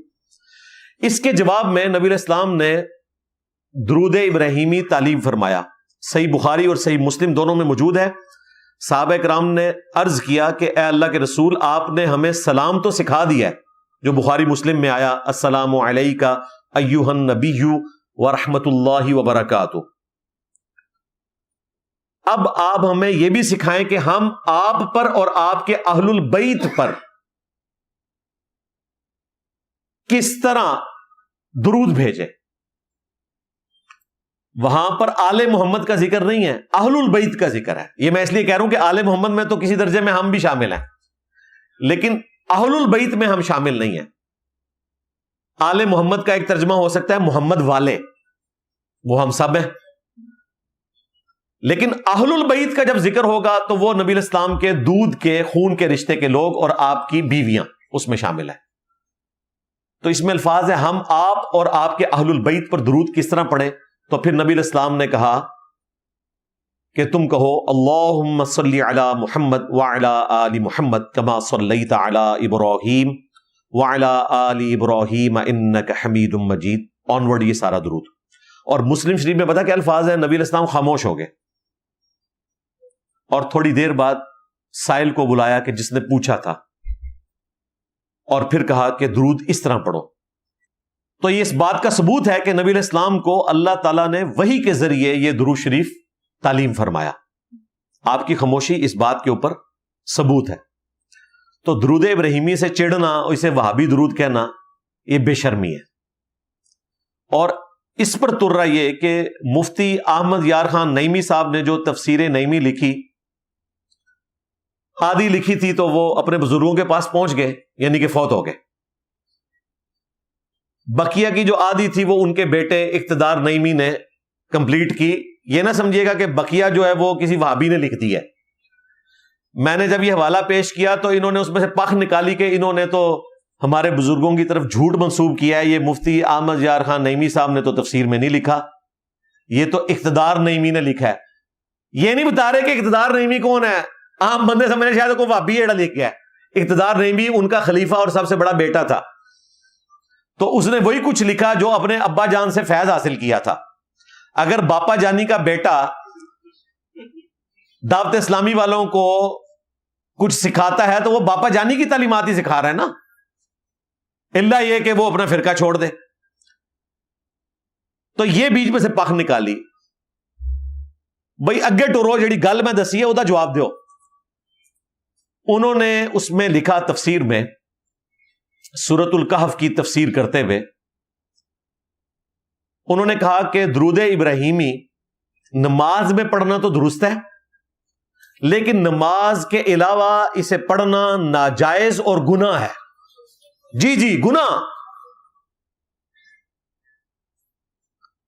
اور اس کے پیچھے لاجک انہوں نے دی کہ قرآن نے تو حکم دیا تھا کہ صلاۃ اور سلام دونوں پڑھنے ہیں، تو نماز میں تو ہم سلام پڑھ لیتے ہیں السلام علیکہ ایھا النبی، تو نماز میں تو اس کے ساتھ مل کے درود کامل ہو جاتا ہے، قرآن کے حکم پہ عمل ہو جاتا ہے. لیکن نماز کے علاوہ اگر درود ابراہیمی پڑھیں گے تو قرآن کے حکم پر عمل نہیں ہوگا. یہ لاجک انہوں نے گھڑی. اور پھر اصلی بات بعد میں لکھی. انہوں نے کہا کہ وہابی لوگ چونکہ اس درود پر زور دیتے ہیں، ہاں، اور ان کے دیکھا دیکھی بعض جاہل پیروں نے بھی آج کل درود ابراہیمی سکھانا شروع کر دیا. یعنی جو پیر درود لکھی، درود ماہی، درود تنجینا جو خود مولویوں نے لکھے ہوئے ہیں، درود تاج، وہ سکھائیں تو وہ عالم پیر ہیں، اور جو درود ابراہیمی بخاری مسلم والا سکھائیں وہ کہتے ہیں یہ جاہل پیر ہیں. اب آپ کو پتہ چل گیا کہ جب مجھے جاہل کہہ رہے ہوتے ہیں تو آپ سمجھ لیں کہ مجھے عالم مان رہے ہیں، کیونکہ جاہل اس کو کہتے ہیں جو بخاری مسلم کے مطابق ان کو کوئی مسئلہ بتائے یا قرآن کے مطابق کوئی عقیدہ بتائے، یہ اسے جاہل سمجھتے ہیں. تو انہوں نے ریزن لکھ دی کہ اس وجہ سے ہم اسے سمجھتے ہیں، حالانکہ ردی کی ٹوکری میں پھینکنے والی ان کی بات ہے. ان کو یہ بات سمجھ نہیں کہ درود اور سلام یہ دونوں انٹرچینجبل چیزیں ہیں. جس طرح اردو میں خوش و خرم ایک جیسی چیزیں ہیں، یہ انٹرچینجبل الفاظ ہیں، استعمال ہوتے ہیں. اسی طریقے سے درود و سلام انٹرچینجبل الفاظ ہیں. اس سے بڑھ کر یہ کہ 99.99% احادیث جو درود شریف کے فضائل پر آئی ہیں وہ صرف درود شریف سے متعلق ہیں، ان میں سلام کا ذکر ہی کوئی نہیں. مثلا صحیح مسلم میں حدیث ہے، جو مجھ پر ایک دفعہ درود پڑے گا اللہ تعالیٰ اس پر 10 رحمتیں نازل فرمائے گا. اللہم صلی علی محمد وعلی آل محمد، اس میں سلام کا ذکر ہی نہیں ہے. ان کے بقول تو سلام کے بغیر درود پڑھنا گناہ کا کام ہے. تو اس کا مطلب آپ کو پتا ہے کیا ہے؟ نبی علیہ السلام جو ہے وہ گناہ تعلیم کر رہے تھے بقول ان کے. یہ ہوتے تو حضور کو کہتے ہیں نہیں یا رسول اللہ درود اور سلام دونوں ذکر کریں. آپ نے صرف درود کا ذکر کیا. صحیح مسلم میں یہ حدیث ہے، جو اذان کا جواب دے اور مجھ پر درود پڑے اور پھر الوسیلہ والی دعا مانگے تو میری شفاعت اس کے لیے حلال ہوگی، اس میں سلام کا ذکر ہی نہیں ہے. جامعہ ترمذی میں حدیث ہے، وہ شخص ہلاک ہو جائے جس کے سامنے میرا ذکر ہو اور مجھ پر درود نہ پڑے. اللہم صلی علی محمد وعلی آل محمد، اس میں سلام کا ذکر نہیں ہے. جامعہ ترمذی میں حدیث ہے، کنجوس ہے وہ شخص جس کے سامنے میرا ذکر ہو اور مجھ پر درود نہ پڑے. اللہم صلی علی محمد وعلی آل محمد، سلام کا ذکر نہیں ہے. اس طرح جتنی حدیثیں آپ اٹھائیں گے 99.99% احادیث میں صرف درود کا ذکر ہے، کیونکہ درود اور سلام انٹرچینجبل الفاظ ہیں. سنن نسائی میں حدیث ہے، جو ایک دفعہ درود پڑے گا اللہ تعالیٰ اس پر 10 رحمتیں نازل فرمائے گا، اور جو ایک دفعہ سلام پڑے گا اللہ تعالیٰ اس پر 10 دفعہ سلامتی بھیجے گا. درود اور سلام یہ انٹرچینجبل الفاظ کے طور پر استعمال ہوتے ہیں. درود نبی علیہ السلام کے لیے دعائے رحمت کرنا ہے، نبی علیہ السلام کے لیے سلامتی کی دعا کرنا بھی ان کے حق میں دعائے رحمت ہی ہے. ان باریکیوں میں پڑھ کے لوگوں کو درود و سلام سے متنفر کروانا اس ظلم کے اوپر مبنی ہے. پھر سنن نسائی میں حدیث ہے، اللہ کے محبوب صلی اللہ علیہ وآلہ وسلم نے صحابی کو نصیحت کی، مجھ پر درود پڑھنا لازم کر لو، خصوصاً اپنی دعاؤں میں پڑھا کرو اللہم صلی علی محمد وعلی آل محمد، جو میں پڑھتا ہوں، جو ہم نے یہاں لکھا ہوا ہے. یہ درود شریف ذرا کیمرے میں دکھائیں جی ان کو. یہ درود شریف جو ہم نے لکھ کے لگایا ہوا ہے، یہ بھائی وہ درود ہے جو سنی درود بھی ہے اور شیعہ درود بھی ہے. شیعہ تو یہ درود پڑھتے ہیں نا، تو یہ پرفیکٹ درود ہے. سنن نسائی میں نبی علیہ السلام نے یہ درود خود تعلیم فرمایا ہے، اللہم صلی علی محمد وعلی آل محمد. وعلی آل محمد بھی پڑھ سکتے ہیں، وآل محمد بھی پڑھ سکتے ہیں، وآلہ یا وآلہ یہ بھی پڑھ سکتے ہیں، پرفیکٹ ہو جائے گا. تو اس میں تو سلام نہیں ہے، اور نبی علیہ السلام نے کہا کہ دعا میں یہ پڑھا کرو. اور جامعہ ترمذی میں 2 احادیث ہیں جن کو میں اکٹھا کر کے بیان کر دیتا ہوں کہ نبی علیہ السلام نے کہا کہ جو شخص اللہ کی حمد اور درود شریف پڑھ کر اللہ کی طرف متوجہ ہوگا اللہ تعالیٰ اس کی دعا کو قبول کرے گا. بلکہ نبی علیہ السلام نے کہا سل تعطا، سل تعطا، مانگ تجھے دیا جائے گا، مانگ تجھے دیا جائے گا. اس میں سلام کے الفاظ ہی نہیں ہیں، اللہ کا ذکر اور درود. لہذا یہ جو انہوں نے ڈرامہ بازی شروع کی ہوئی ہے اور اس کی بنیاد کے اوپر لوگوں کو گستاخ کہتے ہیں اور درود ابراہیمی کی توہین کرتے ہیں، ان کو شرم کرنی چاہیے. اللہ سے ڈر جاؤ. اس درود کی توہین کر رہے ہو، اسے ناقص کہہ رہے ہو، اس کو پڑھنے کو گناہ کہہ رہے ہو کہ جو نبی علیہ السلام نے تعلیم فرمایا.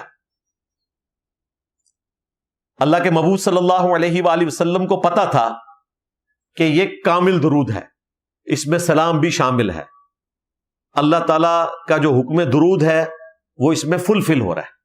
انہوں نے خود سے اپنی جو ہے ضرب تقسیم یہ کرتے ہیں. وہ کہتے ہیں نہیں فقہا جو ہیں وہ اس درجے پہ پہنچے ہوتے ہیں، درجے پہ پہنچ کے اے بھی جناب میں ان کے کہاں کہ وہ دودھ تے دیندے نے لیکن وچ او پا کے اے تحقیقات ہوندیاں نے انہاں دیاں، لوگوں کو کنفیوز کر دیتے ہیں. اسی کی بنیاد کے اوپر اب انہوں نے اسپیشلی اردو میں سلام شروع کیا ہوا ہے جمعے کی نماز کے بعد. مصطفیٰ جان رحمت پہ لاکھوں سلام. جو نہیں پڑھتا کہتے ہیں یہ درود شریف کے منکر ہیں.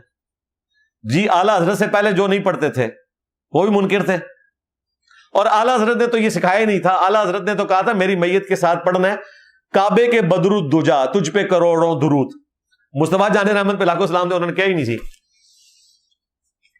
ویسے کلام بہت اچھا ہے، نعت کے طور پر آپ پڑھیں، لیکن اس کو ایک روٹین بنا کے، ایک اجتماعی شکل دے کے، دین کا حصہ بنا کے، جمعے کا حصہ بنا کے، اور جو نہیں پڑھتا اسے گستاخ رسول کہنا.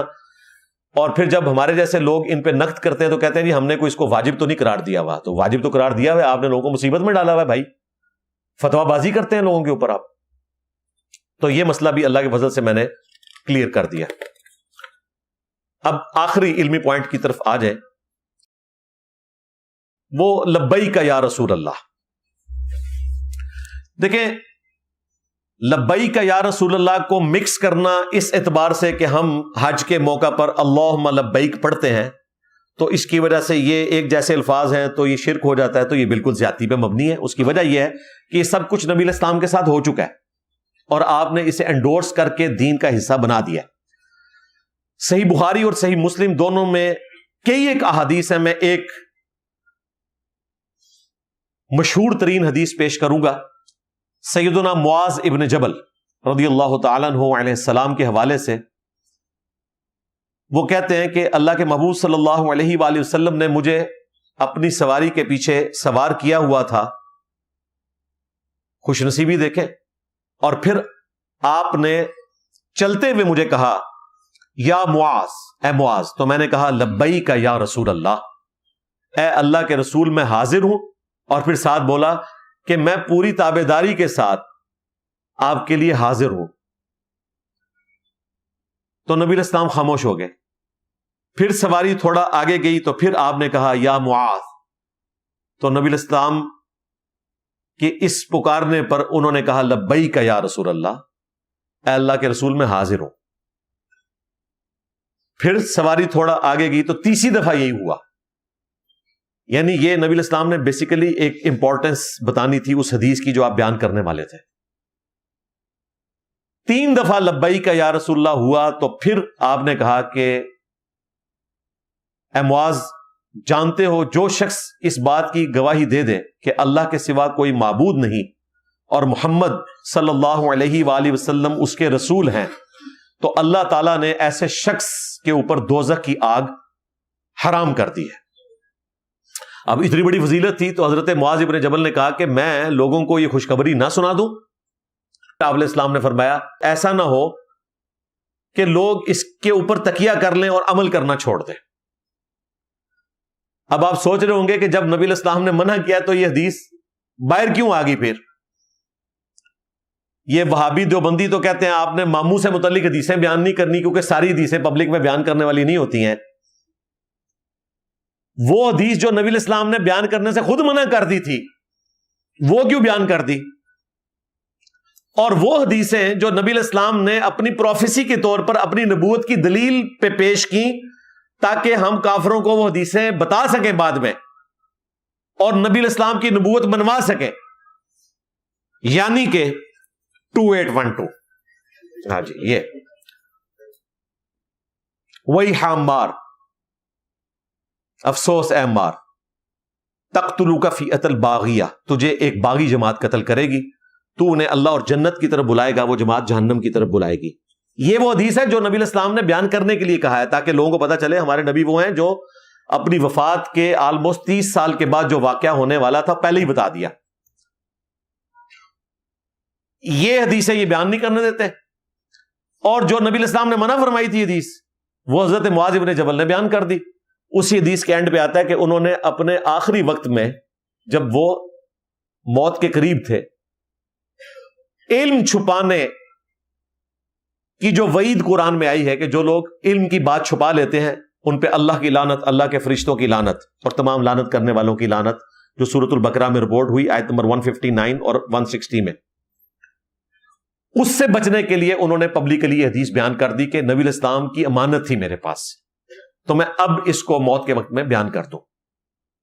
لیکن ساتھ ہی ساتھ اس کو کلیریفائی بھی کر لیں کہ ان احادیث کا قطعاً یہ مقصد نہیں ہے کہ کوئی شخص ڈائریکٹ جنت میں چلا جائے گا کلمہ پڑھ کے اپنا عذاب بھگت کے، کیونکہ بخاری مسلم میں دوسری احادیث بھی موجود ہیں کہ جب میں آخری دفعہ جہنم کی طرف جاؤں گا تو میں اس شخص کو بھی اللہ تعالیٰ کی اجازت سے جہنم سے نکال لوں گا جس نے زندگی میں ایک دفعہ صدق کے دل سے لا الہ الا اللہ محمد رسول اللہ پڑھا ہوگا جس کے دل میں رائی کے دانے کے برابر ایمان ہوگا.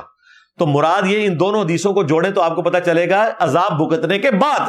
ہاں اے نہ سمجھیو کہ ڈائریکٹ ہی اتنا سوکھا کام نہیں ہے.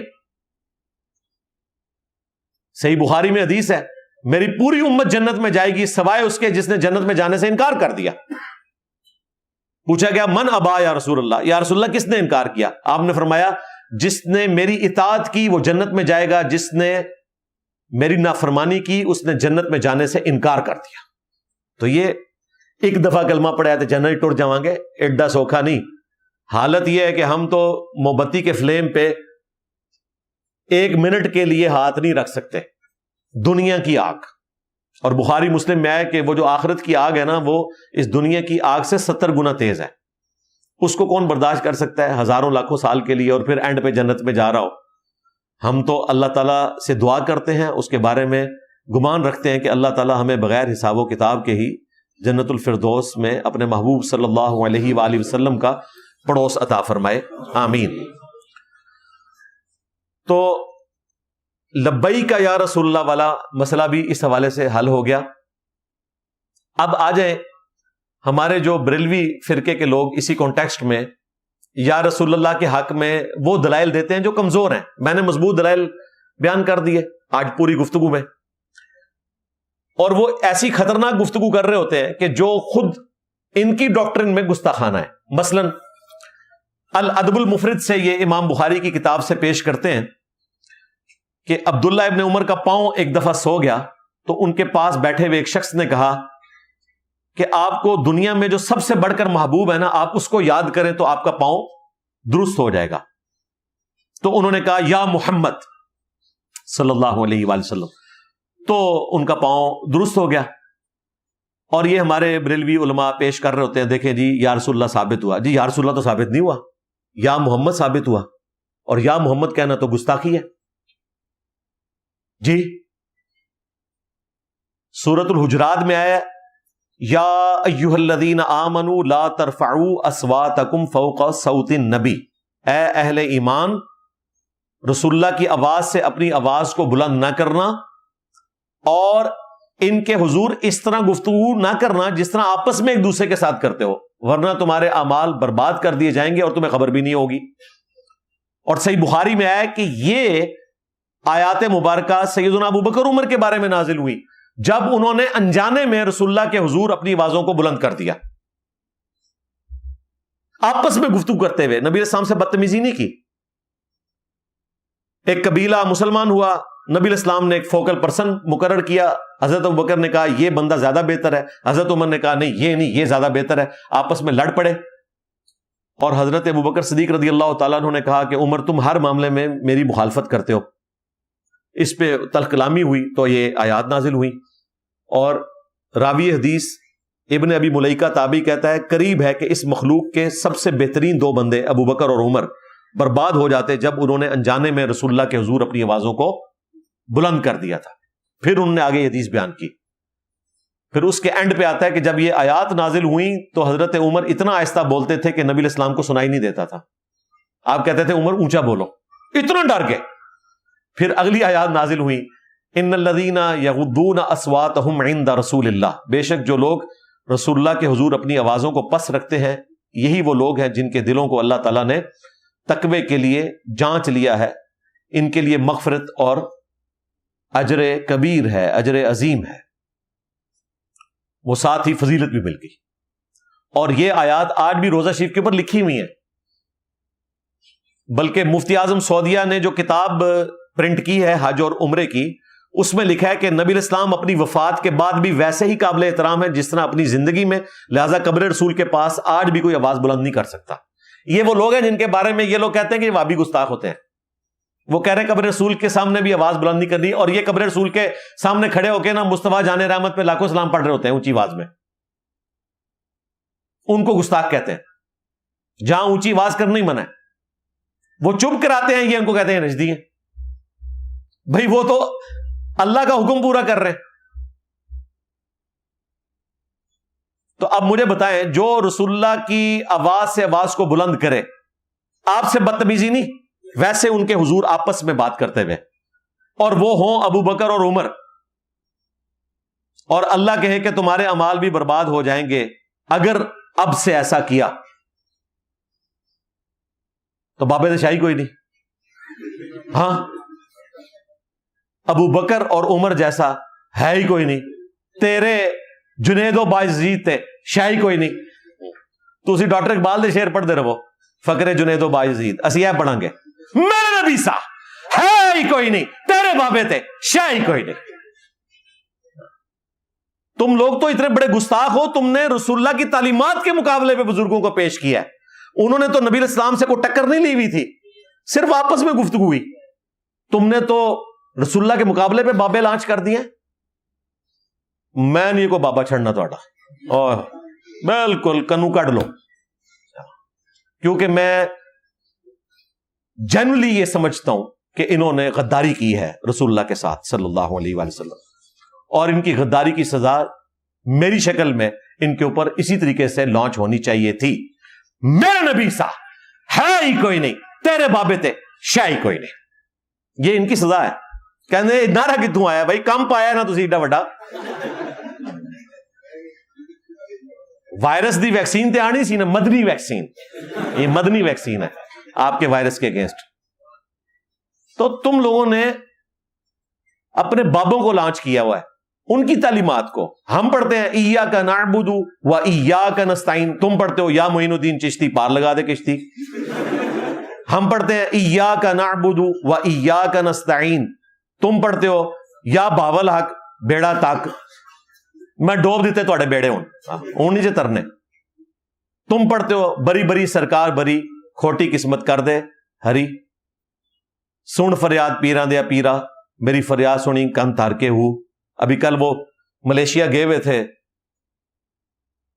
طارق جمیل صاحب, وہ پھر وہ بہو صاحب کے وہاں پہ شعر پڑھ رہے ہیں. خدا کے لیے یار, آخری عمر میں اب قرآن حدیث لوگوں کو سناؤ, کیوں یہ ان لوگوں کے ساتھ کیوں لوگوں کو جوڑ رہے ہو؟ کہتے ہیں جو چیزیں قرآن و حدیث کے مطابق ہے نا وہ لے لینی چاہیے, اور جو قرآن و حدیث کے مطابق ہیں وہ تو پہلے ہی لکھی ہوئی ہیں قرآن و حدیث میں, یہ کیوں لینی ہے. ان کو بالکل پروموٹ نہ کریں بھائی, بالکل پروموٹ نہ کریں. ہاں, ان کے ماننے والوں کے لیے کبھی کوئی چیز کوٹ کرنی پڑ جائے وہ الگ بات, ادروائز یہ اس قابل نہیں ہے کہ آپ ان کو کوٹ کر کے پروموٹ کریں, کیونکہ لوگ دھوکہ کھا جائیں گے.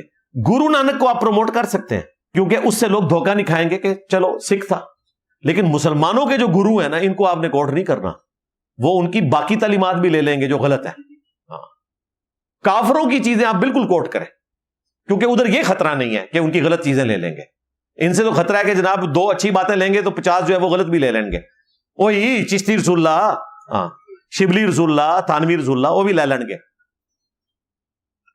تو بھائی نبی علیہ السلام کی آواز سے آواز کو بلند نہیں کر سکتے, تو یا محمد کہنا تو بھائی گستاخی ہے. سورۃ النور میں آیا کہ رسول اللہ کے پکارنے کو ویسا نہ ٹھہرا لو جس طرح تم آپس میں ایک دوسرے کے ساتھ ڈیلنگ کرتے ہو. اس آیت کا ترجمہ 2 طریقے سے ہوا کہ جب نبی علیہ السلام تمہیں بلائیں تو یہ نہ سمجھو کہ کسی عام بندے نے بلایا, تم نے رسول اللہ کے قدموں میں حاضر ہونا ہے. وہ بخاری میں حدیث موجود ہے, وہ صحابی نماز پڑھ رہے تھے, آپ نے بلایا تو تھوڑی دیر بعد آیا, آپ نے فرمایا تم نے قرآن کی آیت نہیں سنی ہوئی ہے کہ جب اللہ اور اس کا رسول بلائیں تو فوراً حاضر ہونا ہے.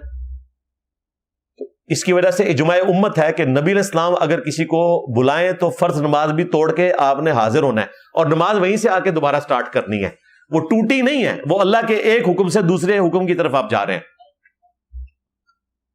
اور ایک ترجمہ اس انداز میں ہوا کہ جس طرح تم آپس میں ایک دوسرے کو پکارتے ہو اس طرح رسول اللہ کو نہیں پکارنا. اسی کے تحت خود اعلیٰ حضرت بھی کہتے ہیں کہ یا محمد کہنا گستاخی ہے, یا رسول اللہ کہیں گے آپ. صحابہ کرام بھی ان آیات کے بعد یا رسول اللہ کہا کرتے تھے, یا محمد نہیں کہا کرتے تھے. اور تم ہمیں پیش کر رہے ہو یا محمد کہ جی وہ پاؤں سن تھا تو ٹھیک ہو گیا. یا رسول اللہ ہوتا تو ہم مان لیتے, ٹھیک ہے نبی علیہ السلام کا نام کوئی جوش سے لیتا ہے, لبیک کا یا رسول اللہ کہتا ہے, لبیک کا یا حسین کہتا ہے, اپنی محبت کا اظہار کرتا ہے, مدد نہ مانگے محبت کے اظہار کے لیے, تو وہ درست ہے. تو یہ حدیث جو پیش کرتے تھے یہ ان کے کسی کام کی نہیں. اسی طریقے سے یہ البدایہ والنہایہ سے یعنی کہ تاریخ ابن کثیر سے پیش کرتے ہیں کہ جنگ یمامہ کے موقع پر سیدنا خالد ابن ولید اور ان کے ساتھیوں نے یا رسول اللہ کا نعرہ لگایا تھا؟ نہیں سرکار، اس میں الفاظ ہے یا محمدہ، پھر گستاخی ہوگی. اور یہ تو ہے بھی بے سند بات. الادب المفرد والی جو بات تھی اس کی تو پھر بھی سند ہے، اگرچہ وہ ضعیف ہے. اس میں 2 راوی ہیں، دونوں مدلس ہیں، سفیان ثوری اور ابو اسحاق، لیکن اس کی تو سند بھی کوئی نہیں ہے. اور اگلی بات اس میں گستاخی ہے، لہذا یہ بھی آپ کے کسی کام کی نہیں. اب میں یہاں پہ ایک کڑوی بات کرنے لگا ہوں آپ کی اصلاح کے لیے، بلکہ یہ جو بات ہے یہ پوری امت کے علماء کی اصلاح کے لیے بھی بیان کر رہا ہوں، کیونکہ میں نے کسی فرقے کے عالم کو بھی اس فتنے سے محفوظ نہیں پایا اپنی زندگی میں. بریلوی، دیوبندی، اہل حدیث، شیعہ، ان چاروں کے علماء جب کبھی بھی رسول اللہ صلی اللہ علیہ وآلہ وسلم کی شان بیان کرتے ہیں اس میں اتنا غلو کرتے ہیں کہ یہ پبلک کو بتاتے ہیں کہ دیکھیں قرآن میں اللہ تعالیٰ نے یا ابراہیم کہا، یا موسیٰ کہا، یا عیسیٰ کہا، انبیاء کو ان کے ناموں کے ساتھ یا کہہ کر پکارا، لیکن پورے قرآن میں یا محمد نہیں آیا، کیونکہ یا محمد کہنا گستاخی ہے، اس لیے قرآن میں یا محمد نہیں آیا. یا ایھا الرسول آیا، یا ایھا النبی آیا، یا ایھا المدثر آیا، یا ایھا المزمل آیا. یا محمد قرآن میں نہیں آیا، چونکہ یا محمد کہنا گستاخی تھا، اس لیے اللہ تعالیٰ بھی اپنے نبی کو یا محمد نہیں کہتا، اگرچہ باقی نبیوں کو وہ یا ابراہیم، یا موسیٰ، یا عیسیٰ کہتا ہے. یہ وہ جملے ہیں جو میں نے ساروں سے سنے ہیں، وابیوں سے بھی، نان وابیوں سے بھی، سنیوں سے بھی، شیعوں سے بھی، اور بڑے بڑے اسکالر سے. کسی کو توفیق نہیں ہوئی کہ اس متھ کا سلوشن بتائیں. یہ جھوٹی بات انہوں نے آپ کے ساتھ بیان کی. قرآن میں یا محمد نہیں ہے لیکن احادیث میں تو آیا ہوا ہے. پہلے تو لاجیکلی سمجھیں کہ یا محمد کہنا صحابہ کرام، اہل بیت اور ہمارے اور آپ کے حق میں گستاخی ہے. اللہ جو خالق ہے وہ اپنی مخلوق کو یا محمد کہہ سکتا ہے؟ خالق اور مخلوق کا تو فرق ہے بھائی. اللہ اپنے نبی کو جیسے بھی پکارے کوئی گستاخی نہیں ہوگی. نبی پیدا ہوئے ہیں، وہ پیدا کرنے والا ہے. اللہ تعالی کو کسی مخلوق کی کسی قسم کی کوئی وجاہت مجبور نہیں کرتی کہ اللہ تبارک و تعالیٰ اس کا نام نہ لے سکے کہ جی توہین ہو جائے گی. حالانکہ یہ سب علماء جانتے ہیں کہ بخاری اور مسلم دونوں میں درجنوں احادیث ہیں، اور یہ حدیث وہ ہے جو دنیا کی ہر حدیث کی کتاب میں آلموسٹ موجود ہے، انکلوڈنگ بخاری اور مسلم. حدیث شفاعت کہ قیامت والے دن سب کے سب لوگ پریشانی کے عالم میں سیدنا آدم علیہ السلام کے پاس جائیں گے اور کہیں گے کہ آپ اللہ کے حضور ہماری سفارش کریں. وہ کہیں گے کہ آج اللہ تعالیٰ ایسے جلال میں ہے کہ آج سے پہلے نہیں تھا. تم نوح علیہ السلام کے پاس جاؤ کیونکہ آج مجھے اپنی وہ لغزش یاد آ رہی ہے، حالانکہ معاف ہو چکی بھی تھی. نوح علیہ السلام کے پاس جائیں گے، وہ کہیں گے کہ مجھے آج اپنی لغزش یاد آ رہی ہے، میں نے اپنے کافر بیٹے کے لیے دعا کر دی تھی. تم موسیٰ کے پاس جاؤ، موسیٰ علیہ السلام کہیں گے آج مجھے اپنی لغزش یاد آ رہی ہے، مجھ سے بندہ قتل ہو گیا تھا دنیا میں، حالانکہ معاف ہو چکا ہے سب کچھ، لیکن یہ اللہ کے نیک بندے ہیں. یہ کون سے بایزید بستامی ہیں یا غوث پاک ہیں کہ میں اس ٹائم تک جنت ہی نہیں بڑھنا جو تک سارے مرید نہ لے جاؤں. تم ابراہیم کے پاس جاؤ، ابراہیم علیہ السلام کہیں گے کہ مجھے 3 دفعہ توریتن ایسے جملے بولنے پڑے جو نبی کے شان نہیں تھے. اب میں اس کی تفصیل میں نہیں جا رہا، وہ ٹاپک الگ سے، میری اس پہ ویڈیوز ریکارڈ ہے. تم عیسیٰ ابن مریم کے پاس جاؤ، عیسیٰ علیہ السلام کچھ بھی ذکر نہیں کریں گے اس طرح کا.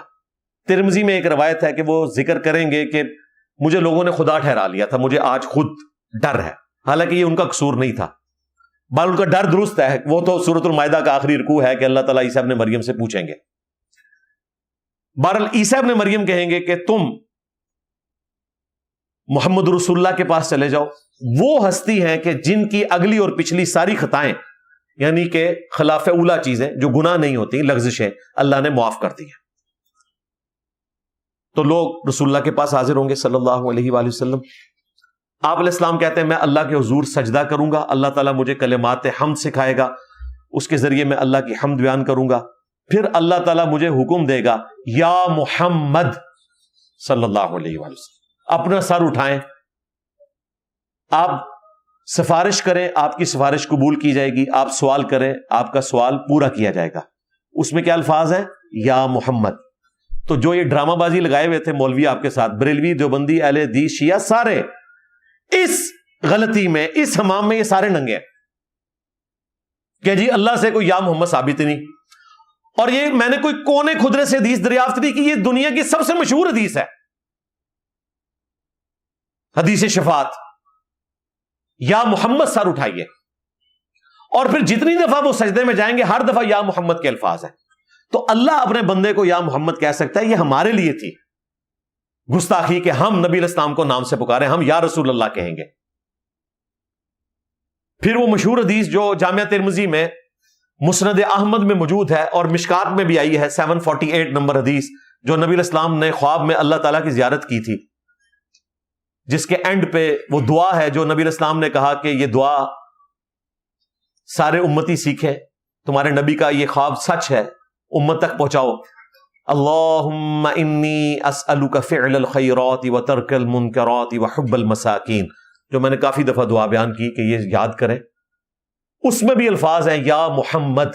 فرشتے آپس میں کس بات میں جھگڑا کر رہے ہیں؟ یا رسول اللہ کے الفاظ نہیں ہیں.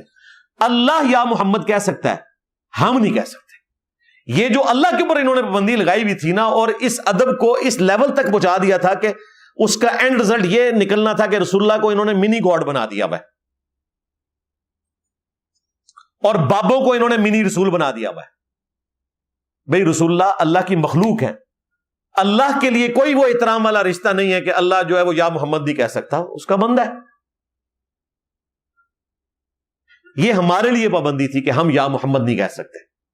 تو یہ اس موقع کے اوپر کلیئر کرنا ضروری تھا. ویسے تو میں نے اس کے ساتھ اور چیزیں بھی سوچی ہوئی تھی کہ بیان کروں. یہ میں نے جب لیکچر صبح تیار کرنا شروع کیا تو میں نے 10 علمی پوائنٹ لکھے ہوئے تھے، میں نے 5 ابھی صرف ڈسکس کیے ہیں. لیکن چونکہ اب میں نے دوسرا کرنٹ افیئر بھی ڈسکس کرنا ہے تو پھر میں نے اسی کو مناسب سمجھا کہ میں 5 علمی پوائنٹس کے اوپر اس کو کنکلوڈ کروں گا. اس لیے میں نے سٹارٹ میں کہا تھا میں 5 علمی پوائنٹس ڈسکس کروں گا، لیکن آخر میں آپ لوگوں کو اپنی ایک ویڈیو ضرور ریفر کروں گا جو آلموسٹ کوئی 2 مہینے پہلے ریکارڈ ہوئی ہے. ہمارے جو استاد ہیں مفتی اکمل قادری صاحب حفظہ اللہ تعالی من الجنت والناس، انہوں نے پچھلے دنوں تھوڑی سی دلیری دکھائی اور کہا کہ جی ہم وسیلہ اور توسل یہ مانتے ہیں کہ کسی بزرگ کے مزار پہ جا کر اللہ سے دعا کرتے ہیں کہ اے اللہ اس بزرگ کا واسطہ، ہم بزرگ سے نہیں مانگتے. تو میں نے اپریشیٹ کیا تھا کہ بھئی اب آپ کا ہمارا ایٹ لیسٹ وہ توحید کے حوالے سے یہ والا جھگڑا ختم ہو گیا. اگلے مسئلے کو ہم بعد میں ٹیکل کریں گے، لیکن یہ جو بڑا مسئلہ تھا کہ آپ ڈائریکٹ جو فوج شدگان سے جا کے مانگتے تھے، ہمیں تو اعتراض اس پہ تھا ایاک نعبد و ایاک نستعین کی وائلیشن کے اوپر. تو میں نے اس کے اوپر ایک پوری تفصیلی ویڈیو 2 گھنٹے کی ریکارڈ کروائی ہے. اس میں کافی ساری امپورٹنٹ چیزیں جو میں آج ڈسکس کروں تو 5 پوائنٹس پہ 2 گھنٹے اور لگ جانے. وہ ویڈیو جن لوگوں کو اپنی آخرت کی فکر ہے اور وہ شرک سے بچنا چاہتے ہیں اور شیطانی دھوکوں سے بچ کر صحیح توحید پہ آنا چاہتے ہیں، وہ 2 گھنٹے کی ویڈیو وہ تمام چیزوں کو کور کرتی ہے. اس میں نے غیر اللہ سے مدد مانگنے کا جو عقیدہ انہوں نے گھڑا ہوا ہے اس کو ایڈریس کیا، صحیح وسیلہ کیا ہے اسے ڈسکس کیا، سماع موتا کا عقیدہ کہ مردے سنتے ہیں یا نہیں سنتے، کتنا سنتے ہیں، اس کو ایڈریس کیا. اور اس سے جڑے ہوئے جتنے ٹاپک تھے، مخالفین کے جو دلائل تھے میں نے وہ بھی ڈسکس کیے اور اسے منطقی انجام تک پہنچایا. وہ ویڈیو ایک ماسٹر پیس ہے عقیدہ توحید کے حوالے سے. اور بھی ویڈیوز ہیں توحید سے متعلق 10 دھوکے، وسیلے کے نام پر دھوکا، اور مجھے تم سے شرک کا خوف نہیں. یہ ہر ٹاپک الگ الگ بھی ریکارڈ ہے، لیکن وہ ایک ویڈیو آلموسٹ ان ساری چیزوں کو کور کر دے گی. تو وہ ویڈیو آپ ضرور دیکھیں. وہ ساری باتیں تھی جو میں نے آج اس کے ساتھ جوڑ کے کرنی تھی، لیکن چونکہ میں آلریڈی ریکارڈ کروا چکا ہوں، آج اسپیسیفکلی میرا ٹاپک تھا یا رسول اللہ سے متعلق عقیدہ، الصلاۃ والسلام علیک یا رسول اللہ، لبیک یا رسول اللہ، یا محمد کہنا، درود ابراہیمی اور سنی درود اور وہابی درود اور شیعہ درود، یہ چیزیں میں نے اس سے جو ریلیٹڈ تھی وہ آج ڈسکس کر لی. میرا خیال ہے اتنی گفتگو اس حوالے سے کافی ہے.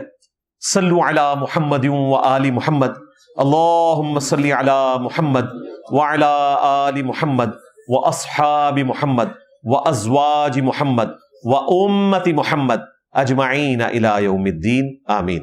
کافی سارے بھائیوں نے بہنوں نے دعاؤں کے لیے کہا ہے، آج بھی پرچیاں آئیں، اینڈ پہ ہم وسیلہ اور توسل کے طور پر دعا کر لیتے ہیں.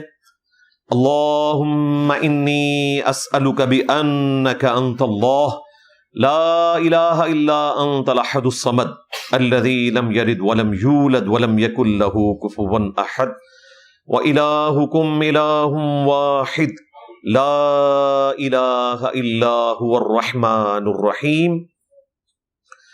الف لام میم اللہ لا الہ الا هو الحی القیوم. اللہم صلی علی محمد وعلی آل محمد رب ارحمہما کما ربیانی صغیرا. ربنا هب لنا من ازواجنا وذریاتنا قرۃ اعین واجعلنا للمتقین اماما. اللہم اغفر لحینا ومیتنا وشاہدنا وغائبنا وصغیرنا وکبیرنا وذکرنا وانثانا.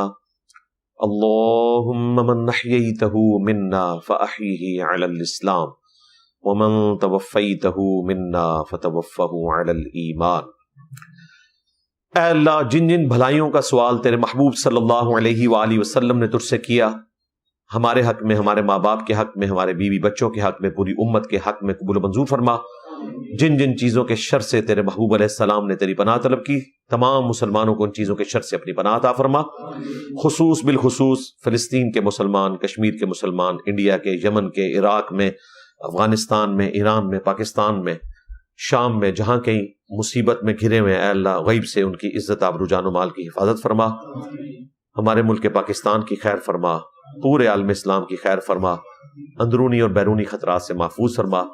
حاضرین کے دلوں میں جو جو نیک اور جائز دعائیں ہیں قبول فرما. حاضرین کے جو چھوٹے بڑے رشتہ دار یا وہ خود بیمار ہیں شفا عطا فرما. اور ہم سب کو اپنی موت سے پہلے قبر و آخرت کی تیاری کرنے کی توفیق عطا فرما. یہ تمام دعائیں تمام مسلمانوں کے حق میں قبول و منظور فرما. ختم نبوت صلی اللہ علیہ وآلہ وسلم کی برکت سے نبیوں والا کام پوری امت تک پہنچانے کی توفیق عطا فرما. سبحان ربک رب العزت عما یصفون وسلام علی المرسلین والحمد للہ رب العالمین وصلی اللہ علی النبی الکریم وعلی آلہ واصحابہ اجمعین الی یوم الدین آمین.